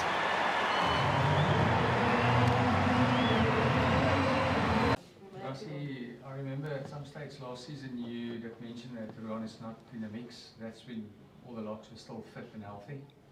Then he came in and did so well. What about Ruan made you decide to have him in the starting lineup? Others like Franco and Alegia also in the mix? Yes, contrary to what some people are saying,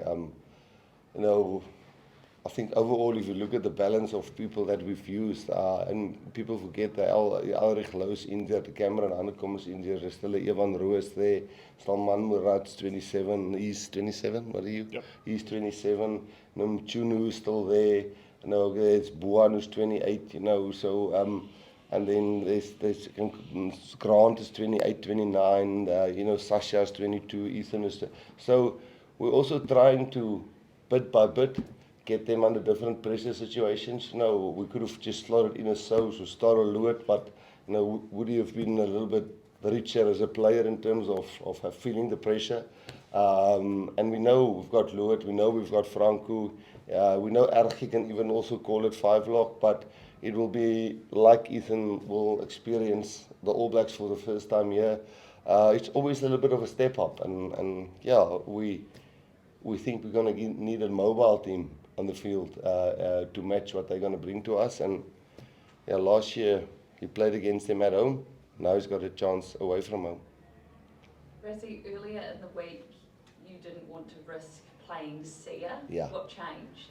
No, remember that I said it was touch and go. I said I didn't say I want to risk him. I said it was going to be a difficult decision. It's going to be an emotional one. That I know him and Ardie as big mates. And John-Luc he's been so unlucky with us. It's been 7 years since he played for us. Last week he got gastro. This week his knee went, and he's always been part of training camps and he never gets a real go. So he was picked in the team, and Sia was bracketed with him because Sia had to get through Monday, but JL would have played until Wednesday. But I guess there's also a silver lining there. I know it's a massive game for Ardie, and we respect him and congratulate him. And I know a guy like Sia is proud of him and knowing him as a friend.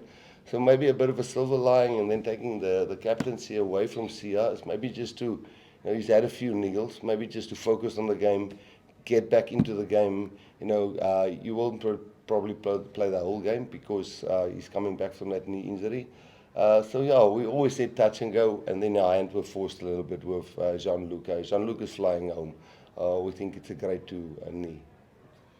Coach, the conventional sort of chat around this game is that it's going to be quite tight, low scoring, lots of kicking. But if you look at the games that the All Blacks are capable of putting on, say 2013, 2014, the win that you achieved in 2018, big high scoring games, really good, exciting open rugby. What needs to happen to perhaps get one of those games? Yeah, I guess people say you must go back to the way you play.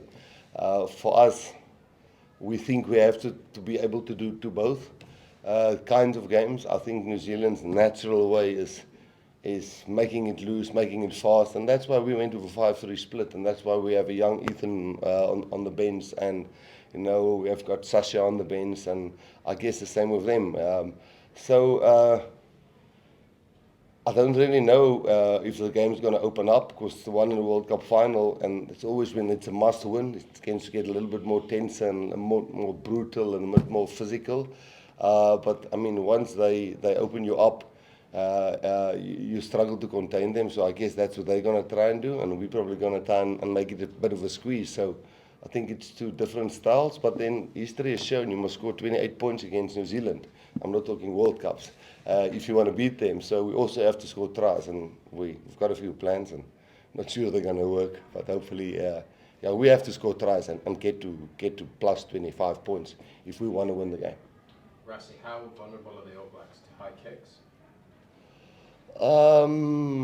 Well, everybody in the media, everybody's talking about that, and we've always found it, the moment they feel the high ball, they get that pass away, they score tries from it. So, you get sometimes in a hole of a certain part of your game, and then you just need a little spark, and Will Jordan catch one and gets to offload away. Or the new winger, I'm not sure how good he's under the high ball. He was a bit of a surprise to us.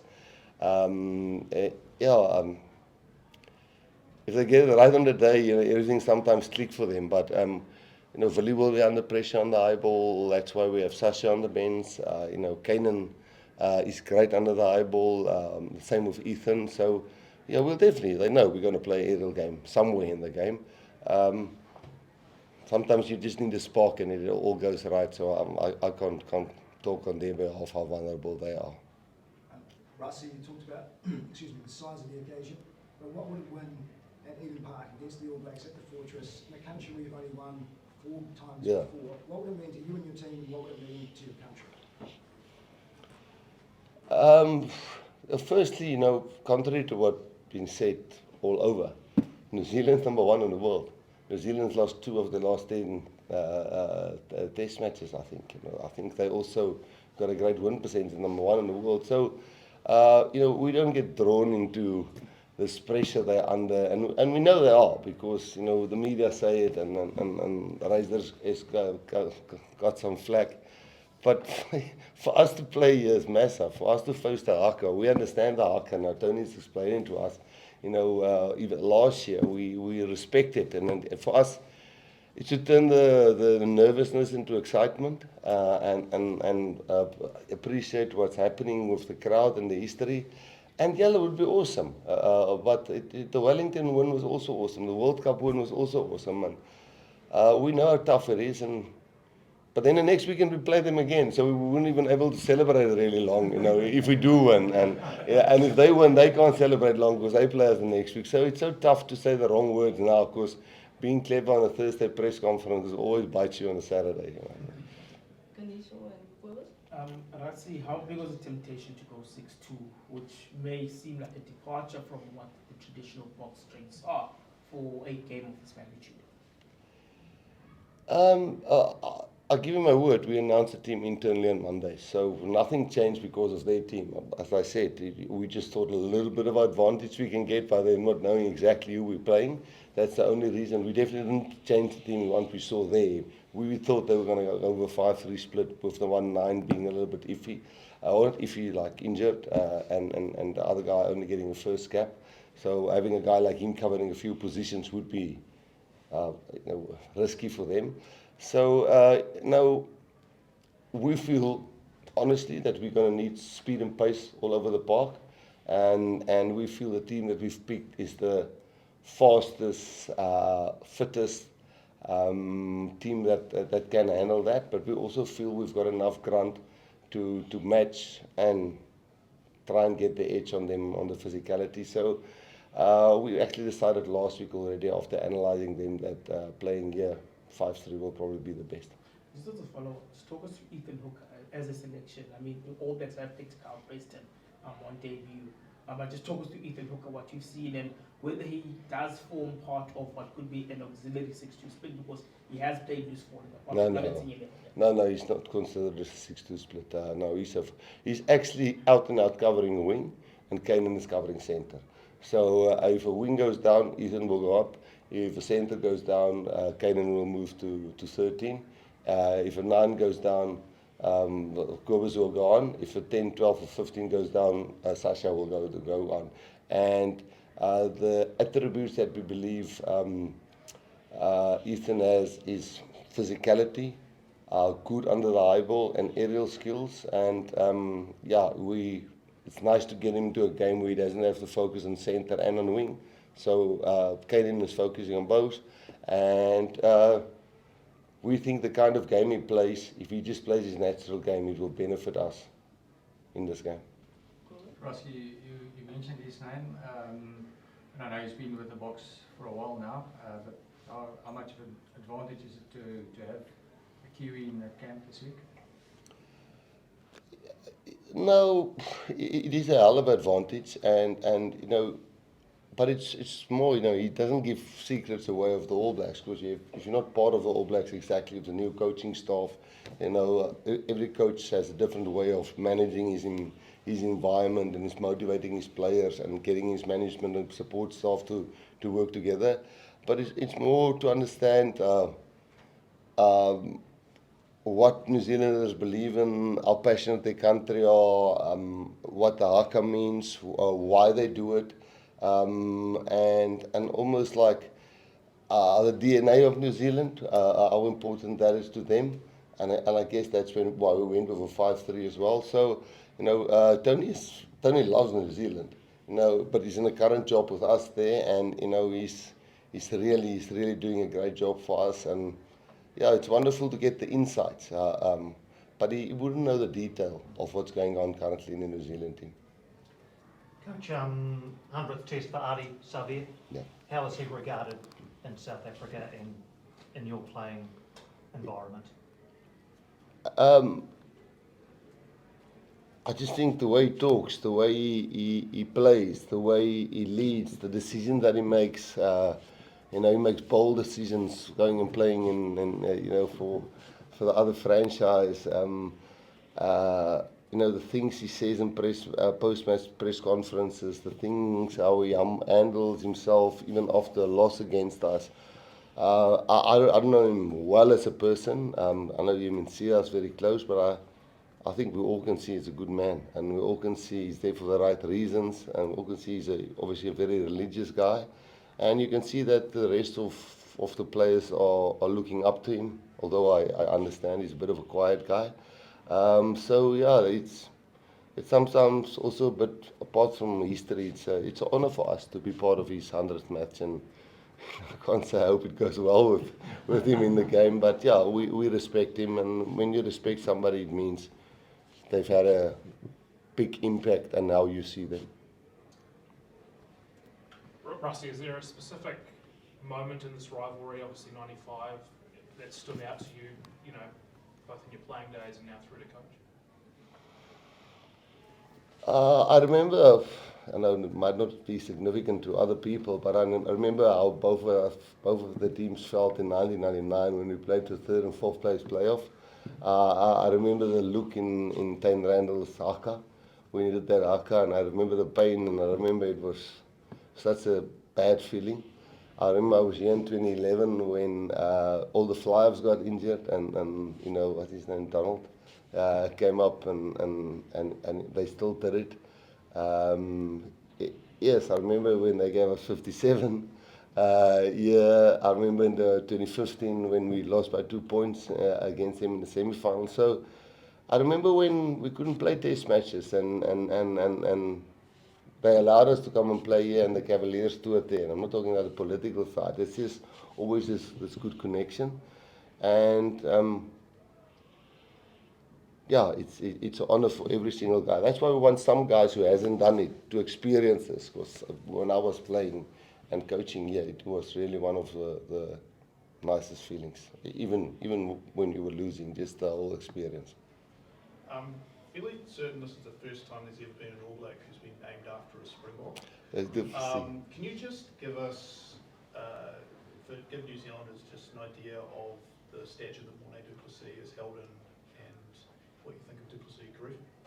Yeah, I actually the first time I heard the name du Plessis a couple of years ago, I then just went and Googled him, and I think the father named him after Morné du Plessis. Morné, I think, was the manager for Kitch Christie and the guys also when we won the first World Cup in 1995. He played 8th man. I know I'm not skinny now, but I was also a skinny 8th man, and I used to look up to him between all the bigger guys, the Burger Gelneses and those guys. I know Rob Lowe was also a bit skinny, and I've met him many times, and he's a wonderful guy. Morné du Plessis is a big icon in South Africa, and to hear that I don't know how the connection is between his father, or just because he maybe toured here, is named after him. But he plays totally different than Morné du Plessis. He's not a linker. He's on the ball. He steals the thing here. He's always busy, and I think him and Kwagga will be a great counter for each other when they go into the field. But it's a nice story, nice thing to know that it was named after a South African. Last question over there. Yeah, Rasi, what kind of figure is Jesse in that environment, and will Sia still have some freedom to lead in his own way? The second part of will Sia still have some freedom to lead? Yeah, no, I guess like all other teams, the captain is just the guy that sort of control the climate in the team, and talking to the referee, and making sure that we're all aligned when we go into the field. But we have, he runs the lineouts, Normally, Jesse runs the defense as well. Sia will have a specific job to break down, which is really tough for us to sort out.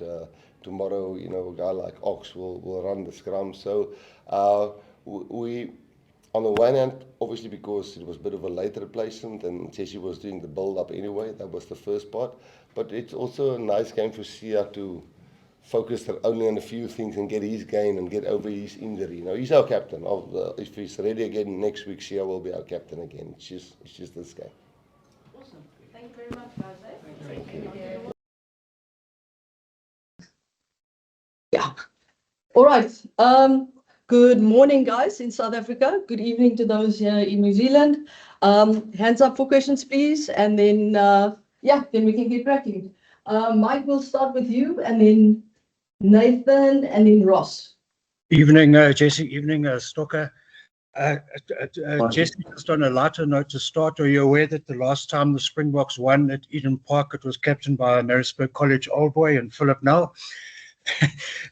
A mate of mine that I actually went to school with and a previous headmaster at college actually sent that to me. So, yeah, interesting stat. My main question just is, if you can just talk us through your preparations in Auckland since you arrived. Obviously, there would have been things you identified from the series against the Wallabies that you wanted to fix.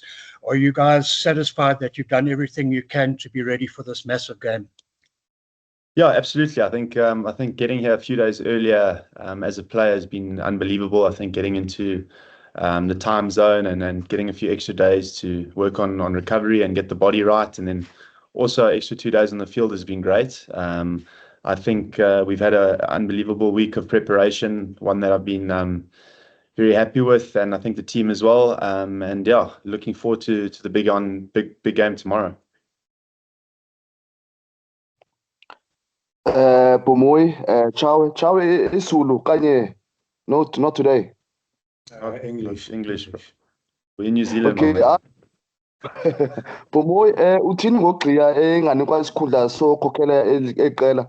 Kakade yaziyo uba nguye umkhokheli wamabhokobhoko kanye singathi biyintsikelelo emfihlekileyo for yena akhe ajonge umdlalo wakhe angabanalo ixhalo yokhokhela amabhokobhoko. Is that English or Xhosa? That's Xhosa. Xhosa. But it would be nice to know one. Okay, at least he's in a good space now. Nathan, listen, my man, listen, from last week, we knew team here to buy Zabanjani that, and Jesse was appointed as a captain here for the match. Whereas back when second also when it comes to JL was supposed to uyadlala lo mdlalo, but uyawonzakala phakathi evekini, yabona. So for the sake of continuity plans zethu, yabona, and indlela uJesse manager ngayo isquad sethu, yabona. So for the past 2 weeks, like never sechilo kuba sifike apha ngolesine last week, and then sas preparation kahle. So besingafuni nje wena udisrupta i-plans zethu, yabona, ngamaxesha okugqibela. We know siyaba umkhokheli wethu for a season, but kodwa ke uJesse kudala senze umsebenzi naye, yabona, akwazi ukhokhela kahle apha kude etimini. Into endiyithandayo ngaye kumfana noko ukhokhela ngezenzo, yabona, akathethi kakhulu. Kumfana i-actions zakhe noko uyakwazi uba leader abe phambili ngezenzo. So yeah, I don't think there's much to read on it. nguJesse uzawukhokhela kule ngomso. But once again, siyazi usiyaba ngumkhokheli wethu for a season. Jan? Thanks, Zina. Thanks, Slick. Thanks, Jesse. Jesse, my question is for you. We all know about the history. We all know about Eden Park. We all know about the closeness of tests, and every test is important for every player. What makes this test different for you as Jesse Kriel and as a captain? I think first of all, it's another opportunity to play in a green and gold jersey. I think the magnitude of the game is also something that excites me. I think as a competitor, I think most of the guys will say the same thing. You want to be involved in the biggest of test matches, and this is right up there. You want to test yourself against the best, whether it's in your position or whether it's world rankings or I mean, whatever you want to call it. I think it's the ultimate test, and that's what you get excited for as a player. So I think that's what's in the back of my mind. And then also we know for the rugby championship, this is an extremely important game for us. one that we've been looking forward to for a long time. And yeah, I think tomorrow doesn't get any bigger and any more exciting than this for a player and for people watching. Thank you very much. Percy? Hi, good morning, Zina. Thank you so much. Good day, gentlemen. Coach, can I possibly ask you? I would have asked the captain a question, but I want to ask you, Coach. Something. Usually, as journalists, we get a lot of stats from the likes of Zina and SA Rugby and stats that help us to promote and sell the match. Do you guys, as members of a team, a national team, do you guys look at stats? And the biggest stat that stands out this past week, and every single press conference, whether it's to Rassie Erasmus, whether it's to Jesse Kriel, whether it's to Scott Robinson, is the fact that the Springboks haven't won at this venue in the past, 37 years? Does that matter to you guys? Yeah, I think us as coaches, probably the stats that we normally focus more on will probably be rugby stats, and then the history about the stadium and how many games they've lost and the last time they've lost. I don't think it's a main focus for us, for once again. I think out of the group of players we've got now, only 3 guys have played there before, so that history doesn't count to us, I'm talking about me personally as a coach, what counts to for me, it's what's going to happen tomorrow, so if you go back to 1930, whatever, I don't think it's got something to do with me. And I know they take a lot of pride when it comes to their history and their legacy they've got in the stadium. But I think for us, the legacy is with the Springbok jersey. We have to make sure that we protect it. We have to make sure that we give ourselves a good chance to make sure that we perform tomorrow.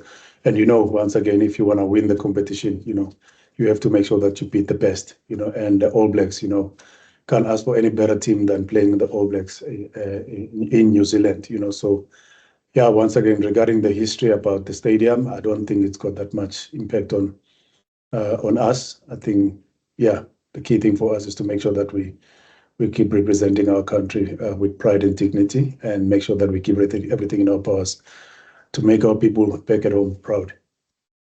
Ross? Thanks, E. How's it, guys? Jesse, I know that you guys have mentioned before that, captaining the team isn't that massive of a thing when it comes to the fact of how big your leadership group is in the team. But, before the season started, you never captained the Boks before.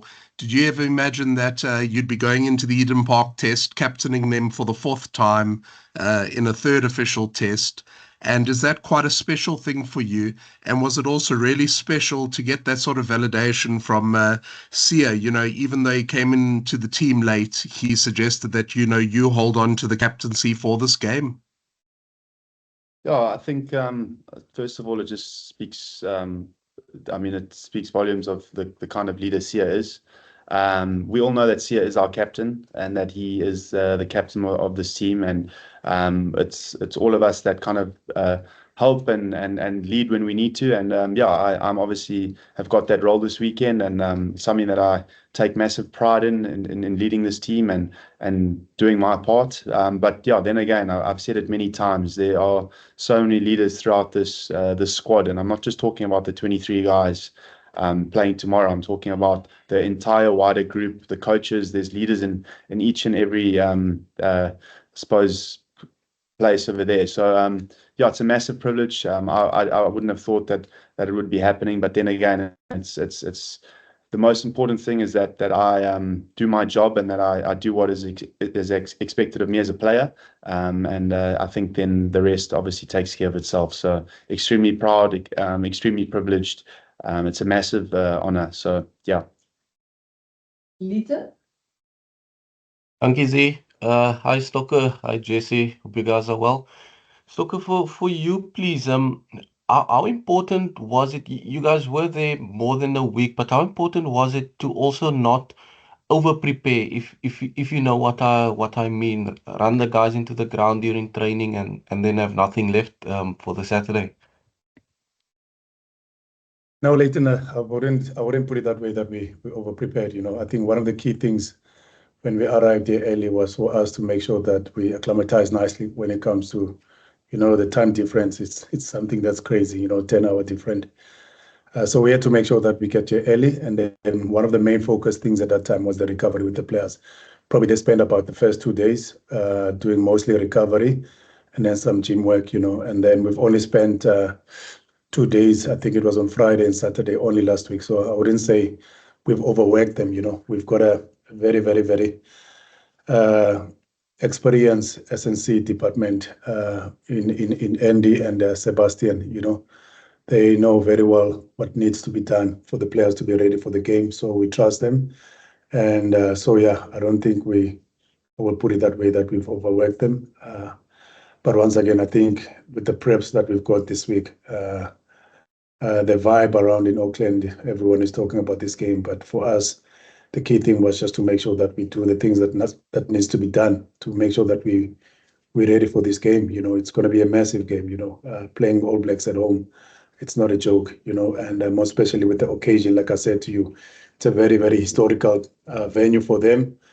And also for a guy like Ardie Savea, playing his 100th test match. I know it's going to be a very, very special occasion. And once again, congratulations to him for what he has achieved. And also, he's been a true legend of the game, So congrats to him.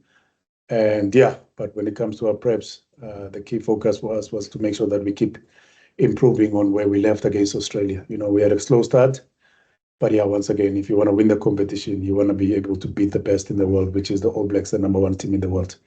And we're looking forward to that challenge also. Sorry, Zina, just one last question, the least important question to Jesse Kriel. Jesse, please take us into your confidence. Can I kindly ask you, Skipper? This is your. I know you want to make it about the team. I want to ask you a personal question. What do you do before a match, sir? Do you drink a cup of coffee? Do you dance? Do you sing to yourself? Do you pray, sir? Just maybe give us a bit of insight, sir. No, I don't have any. I'm not a very superstitious person. I just do what's on the program and what's expected of me, and then I've just obviously got my own way of just leading up to the game. But I'm not a very superstitious person. Believe that the preparation and the hard work that you do throughout the week will get you in a good position to perform on the weekend. So yeah.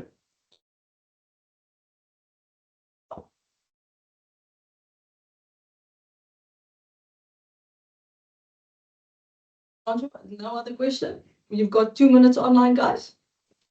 They just maybe a Coach Stocker and Jesse Kriel. Coach Stocker, you mentioned Ardie Savea, and maybe Jesse can chip in, who's played a couple of games against him. Just what makes him such a special player and also and a competitor for you guys over the years that you've faced each other.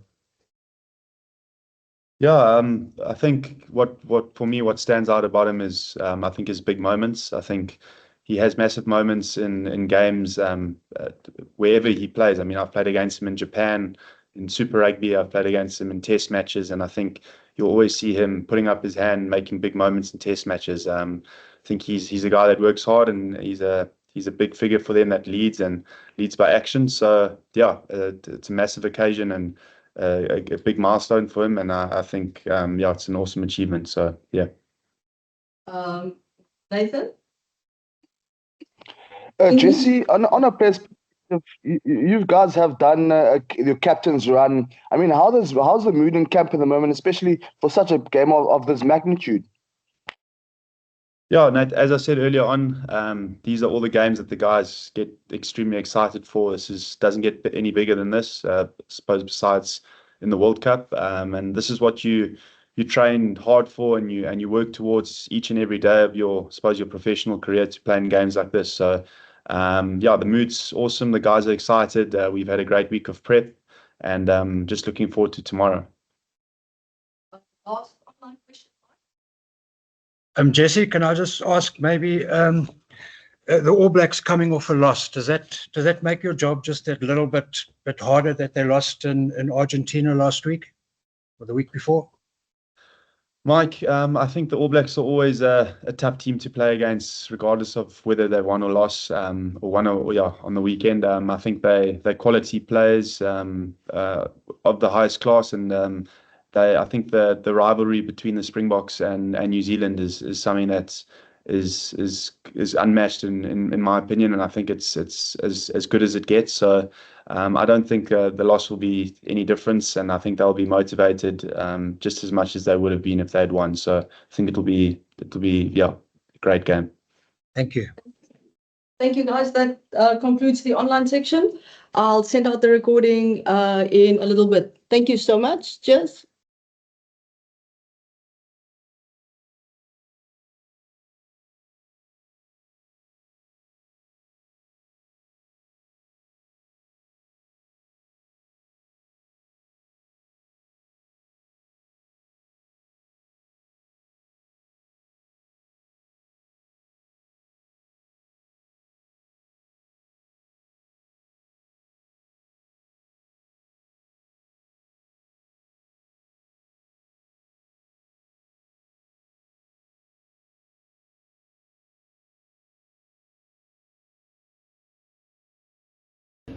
Behind the screen to our right there, behind the window, a lot of the media there, print media and newspapers, and also the people that control the stadium lighting. So for cricket, it's the scoreboard and sight splitting and stadium lights, and for rugby, the scoreboard and stadium lights is controlled from here. I'm on the corner.